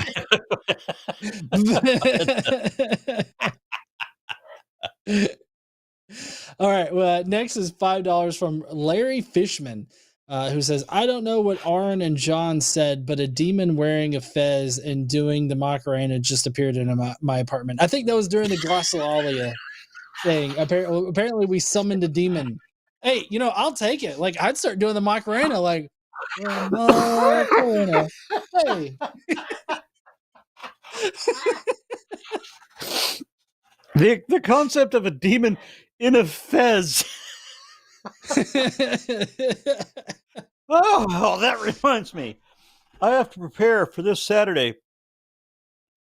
Krampusnacht in my hometown. Krampusnacht? Oh, cool. Yes, I'm so looking forward to that. I've got so much work to do to get ready for that. Let's say, I believe this one's yours. All right, $5 from Monkey at Typewriter. Terry, like you could entertain my baseless nonsense a little. God, you're so rude. Also, you didn't have your own thing prepared. You're bad at this. Yeah, I think this was got to be because of the PK or the Cameron call, because like those I still am confused as to where those were going. Like I don't even think can the theists come up with colors that make sense, or is that part of the plan? I think being incoherent is part of the plan, honestly. Oh, you don't understand? Therefore, God. All right, next we get $10 from Eric Mishima, who says, we have 3 sibling cats from the same litter. Only one uses the 22 word buttons we gave them. Interesting. It's only one decides to talk. The rest are just like, fuck you. I don't care to communicate. I want to see serious research on this. I have a daughter who has a dog that uses one of these keyboards, and so she she casually communicates with the dog. But I've never seen a scientific study on this. I want to know how really adept these a large collection of dogs using these keyboards are, because somebody brought up earlier, could they develop vocal cords? Well, some of the dogs are apparently, according to what I'm hearing, they're developing ways of communicating the things that they want when they learn in the keyboard how to convey that. Yeah, I actually saw a dog. This isn't a scientific thing at all, but I did see a dog. Somebody put it on TikTok where the dog was going around, and they hit a certain sequence of them that said that he had an ouchie or a foreign object in their paw or something, like a stranger, I think, stranger in their paw. And when the person went and looked at the paw, like they had like a piece of wood like stuck up in one of their pads. And it communicated that there was something fucking wrong. And so, like, I mean, I think that, you could definitely, like, the whole Pavlov's dog kind of concept, but just on a larger, more complex scale, I guess, of, teaching the dog which buttons to push for certain things. And so, like, I think that you could teach a dog how to do that, but I don't think that I don't think they'd be understanding like what the button was saying. They just understand like I use the button for this purpose kind of thing. But I mean, then you're getting into distinguishing like what is language and all this other shit. So the wiring in how we use like a noun versus a verb, that is so intricate with primates. I wouldn't be at all surprised that dogs don't get that. Right. But they do have a way of plotting out, when they want to go for a walk, the noun, at least they're going to understand. Yeah. Right. This thing, she's remarkable. This is an Argentine boa. She is the snake I handle the most because she's right next to me right here. And she is an absolute sweetheart. I recommend these. They're $1,000 as Holy babies. Shit. But yeah, but they're remarkably well behaved. Yeah, I'm kind of curious, Aron. Have you ever I've seen a number of like follies on the internet where people that have snakes and like the snakes, like I don't know if they just are feeding them late, but like they're taking bites at them. Have you ever had that situation happen to you before, like where a snake is like taking a snip at you?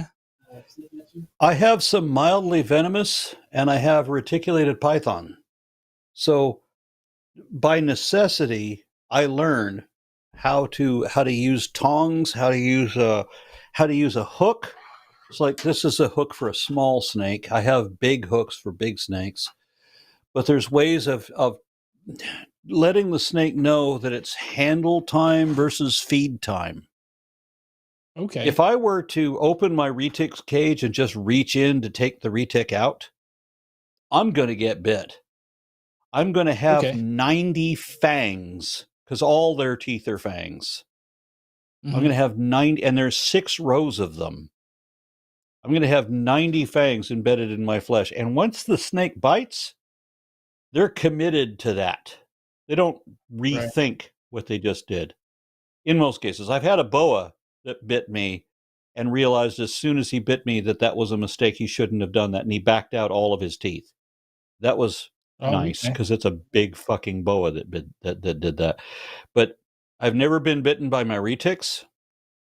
I've never been bitten by most of my snakes because I know how to let them know the difference between feed time and handle time. Okay. I hope that addressed that question. Oh yeah, definitely. Like I don't know the context in which the things that I've seen where snakes have like, attacked the owners. I didn't know like handling wise. I've never handled I've seen a snakes number before. of videos about that, and the funny thing is that now that I've had retics in my house, I look at these videos and I'm like, you're doing everything wrong. All the body Right. language indicates that you should do something very different than what you're doing. Right. Retics Okay. are remarkably good pets. They're highly intelligent. I thought for a while that they were the most intelligent snake, but apparently cobra is the most intelligent of all snakes. The king intelligent of all reptiles, excluding birds, if you want to include birds as reptiles. Okay. Anyway, I well, lost where I was going with that. No, that's fine. I mean, I just totally off the wall asked you about getting attacked by snakes, so I appreciate your answers for that. I got accidentally bit by a 15-foot boa when I couldn't find the hook. The hook that would you touch the snake a couple of times, and the snake knows that it's not. I couldn't find the hook, and so I thought, well, if I just reach a wide angle around it, I'll be able to. No. That was a bad plan. What was that? Was that the boa that retracted as soon as it got a hold of you? Yeah, exactly. Because it was 7.5 feet long. It was a big fucking boa. Yeah. Yeah. All right, This let's one's see, a we got boa 7 also, and she's an absolute peach. I love her to death. Yeah. She such a looks like she sweetheart. likes crawling along, crawling all over She's you, a huh? she's a lover. She's a lover. Yeah. The beautiful thing about the snakes that I keep is that most of them never show any aggression at all. I mean, at all. She knows that she's trusting. She knows that I'm not going to hurt her. And it's all good. That's good.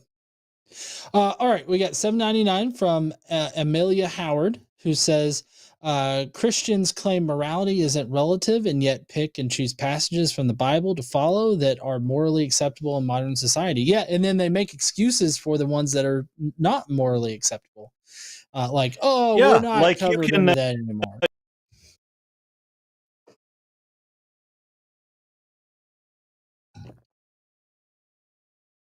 Aron froze. Oh no, I think either the snake got Aron or his internet went out.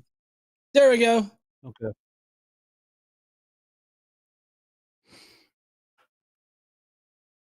If anybody wants a beginner snake and boas, Boa Imperator or this one, the Argentine boa, they're super sweet. They're so easy to train. Cool. And you have a spare $1,000. $5 from Stomp.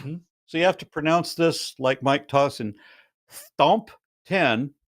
What is the most hilarious and outrageous argument you have ever heard from a creationist? I don't care for creationists, but at least they're funny. Oh my gosh. If you don't believe in God, then how do you explain how he sent his son to die for your sins? Well, yeah, that's a good one. My favorite one, like ridiculous argument, comes from Matt Powell. A few years ago, Matt Powell, I had him on an interview where I was talking to him, and he told me that he literally thinks Confederates shot down pterodactyls, and he says that there's pictures on the internet of it. And like the pictures that I found on the internet were like manufactured pictures for like a UK TV show or something. And so like it's just ridiculous. Yeah, I want to take this opportunity. I once said, before I realized that Matt Powell was married, it was before he was married, I made a quip in some argument against him where I called him a ginger twink. And I honestly thought that was his orientation at the time. But a number of people had explained to me that even if that was the case, that my comment about him would still be taken as pejorative and a homophobic slur. And I had to, in retrospect, realize that, yeah, they're right. That did come out homophobic. So that was not my intention. So apologized for having said that about him, even though I still think that's his orientation.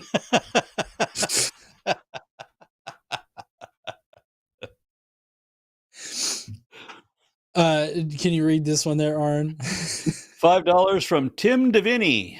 I laughed so hard I cried at least 4 times when John has been on. My favorite fat fuck. That dude the other night gave up. The other night? Tell me about this.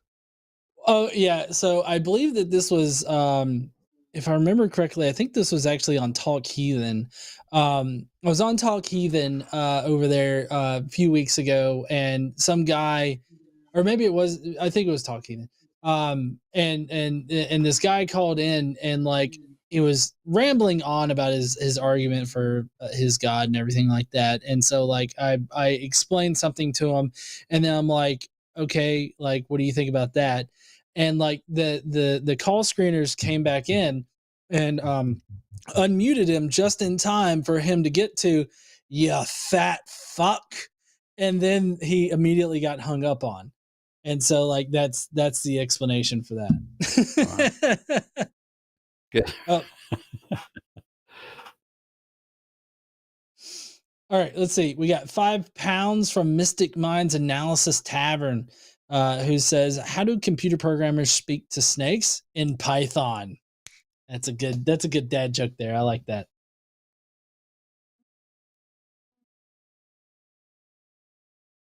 Uh-oh. Yeah.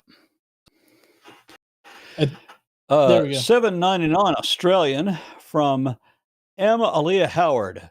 Convenient that the original sin is self-awareness and knowledge. A lot about why Christians are the way they are. Well, oh yeah, I totally think. Yeah, I think that the Hebrew Bible and the origins of Christianity is very anti-knowledge because it's all over the Hebrew Bible.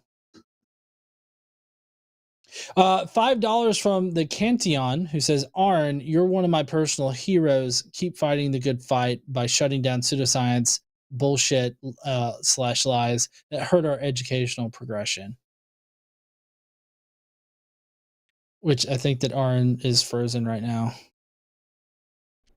Yep. We're stress testing the Texas infrastructure right now. I'm telling you. And their agenda to eliminate the Department of Education. And why do they want to get rid of the Department of Education? Because education is going to teach history as it happened, the way it really Texas is. They're going to say they're going to say things that go against the American exceptionalism by saying that we had to have a civil rights movement because we had slavery, because we had systemic racism. And you can't tell people like that because then white people will be ashamed of being white. Yeah. I'm white. I'm not ashamed of being white by knowing what my ignorant predecessors did. Yeah, Surprise. That's what a lot of people don't get. Well, a lot of people don't get that point. Like, it's not that you need to be ashamed like about being white, but understanding how our past, our personal history, like as Americans in general, I think understanding that can give you wonders, like as far as understanding things. Yeah, John, I want to bring up this because this is important. If you want to know how bad things can get, wouldn't it be helpful to know how bad things have already been? Yeah. We know the past so you don't repeat it. Exactly. Yeah. $5 from Jamie M, who says, "My heart goes out to Terry. I know that fear, it's cruel, it's child abuse." I agree that Terry had a lot of stuff forced on him, and he seems to be, at least he acknowledges like the harm that was done to him, but he still seems to be helplessly like attached to the belief, to the point where he's bringing up the Shroud of Turin as evidence that God exists.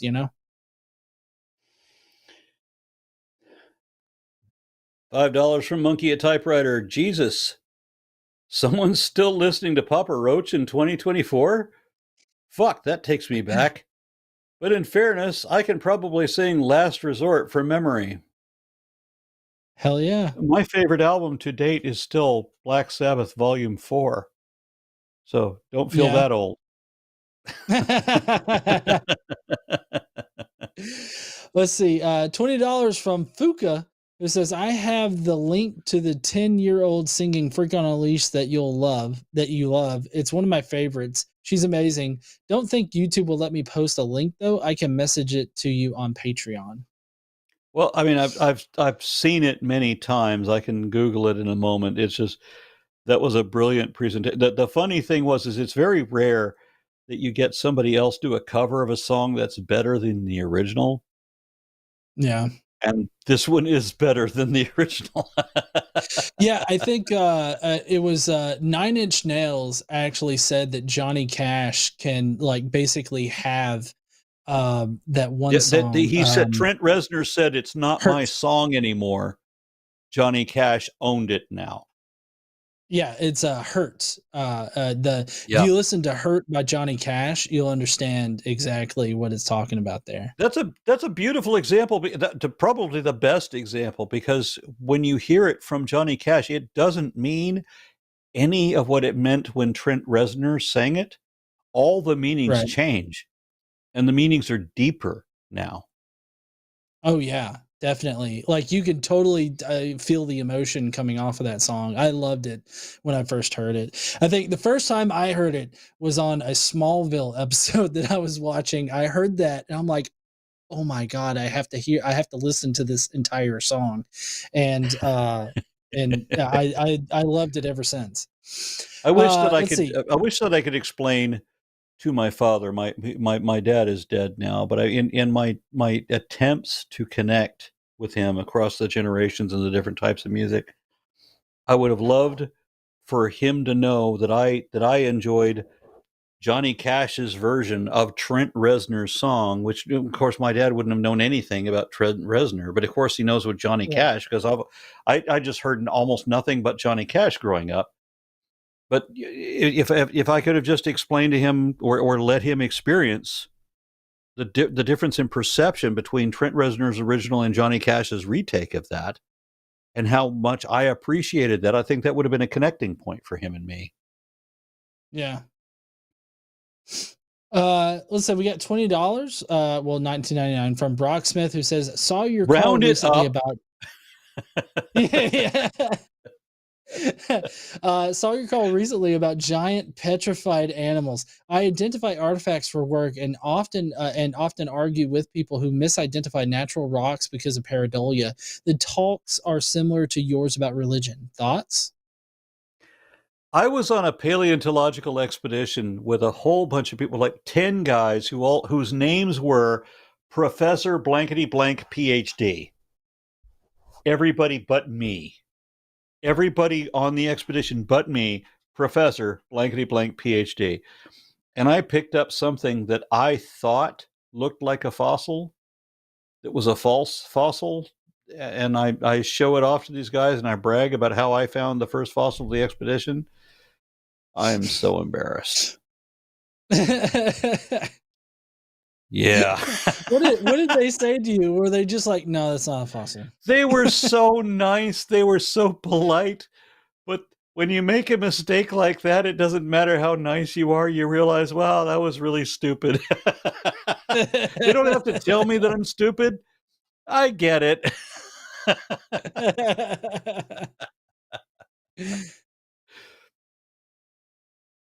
All right. Is this mine? We got one. Yes, this one's yours. Okay, $5 from Monkey at Typewriter. Johnny Cash is hurt. Hendrix playing All Along the Watchtower. Jeff Buckley's Hallelujah. There are a few covers that transcend the original. Yes, there are. But there's another one. Oh, man, I wish I could remember it right off. I know that there's another one that fits in that category. That's a really profound one. but I can't remember what it is at the moment. Yeah, I don't know if it's really profound or better, but I honestly really like Limp Bizkit's version of Faith. It's I don't know if you know the original song, like You Gotta Have Faith. You're talking about what the fuck was his name? George Michael. George Michael, yeah. Yeah. Limp Bizkit, who's a new metal, is kind of what they were. They did a cover of Faith, and it was. I mean, I liked it a lot, but I mean, you know, I don't know if that's actually good. Obviously, you know what my take is on that. I mean, George Michael lived here in Dallas in the mid-cities, and I was working construction at the time that he was living in the area that I was doing construction in. But I mean, I had obviously an aversion to anything that promotes faith. Mm-hmm. And curiously, the area, the neighborhood that George Michael lived in also was occupied by Rick Ocasek and Polina Porizakova of the Cars. Well, Rick Ocasek of the Cars and his supermodel wife, Polina Porizakova, and Spanky McFarlane from Little Rascals. Who is the only one of the Little Rascals who actually was still rich as an adult, who didn't get completely ripped off by his parents. Huh. Okay. All right. Well, that looks like it's all the super chats for tonight. I appreciate everybody for coming by, stopping by, and hanging out for a little bit. You know, Aron, do you have anything coming up on your channel? Coming up, no. I feel daunted. I don't mean to get political, but I mean I have to do some political content because our political system is completely fucking broken. And yeah. I honestly don't care if anybody's going to come after me, if my critics are going to come after me for expressing my opinion on this. If you disagree with me, fuck you, you're wrong. I'm going to speak up because I have to. But there's going to be phylogenetic material because I need to do that, because there are people, they're getting rid of the Department of Education because they don't want people to be educated, because they want everybody to be as stupid as Trump is. In thinking that that the revolutionary troops secured the airports in 1776. Can you imagine the airports in 1776? They would have been rickety, I can tell you.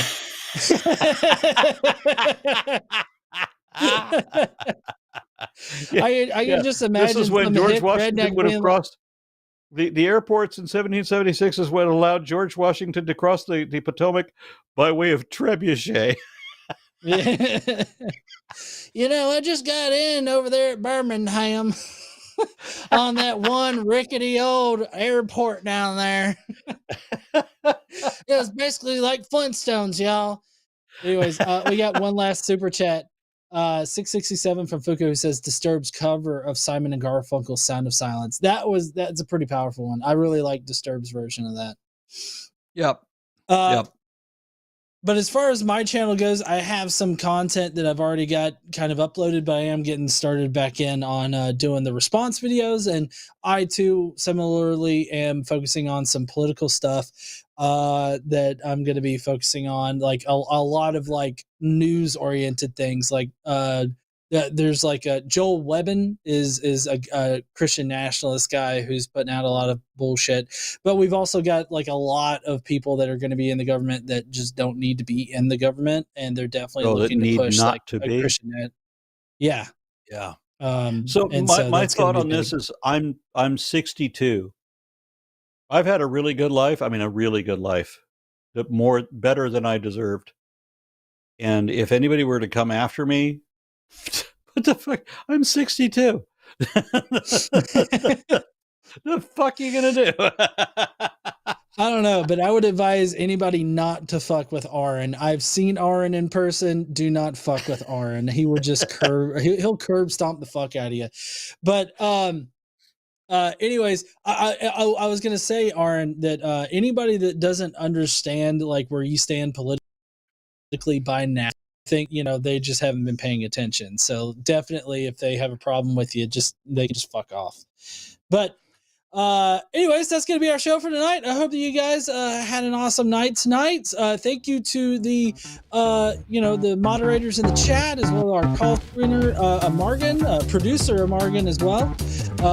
Thanks to everybody that was moderating everything in the chat, and you guys are great and awesome. And I guess we will see you heathens tomorrow on Chew Gum.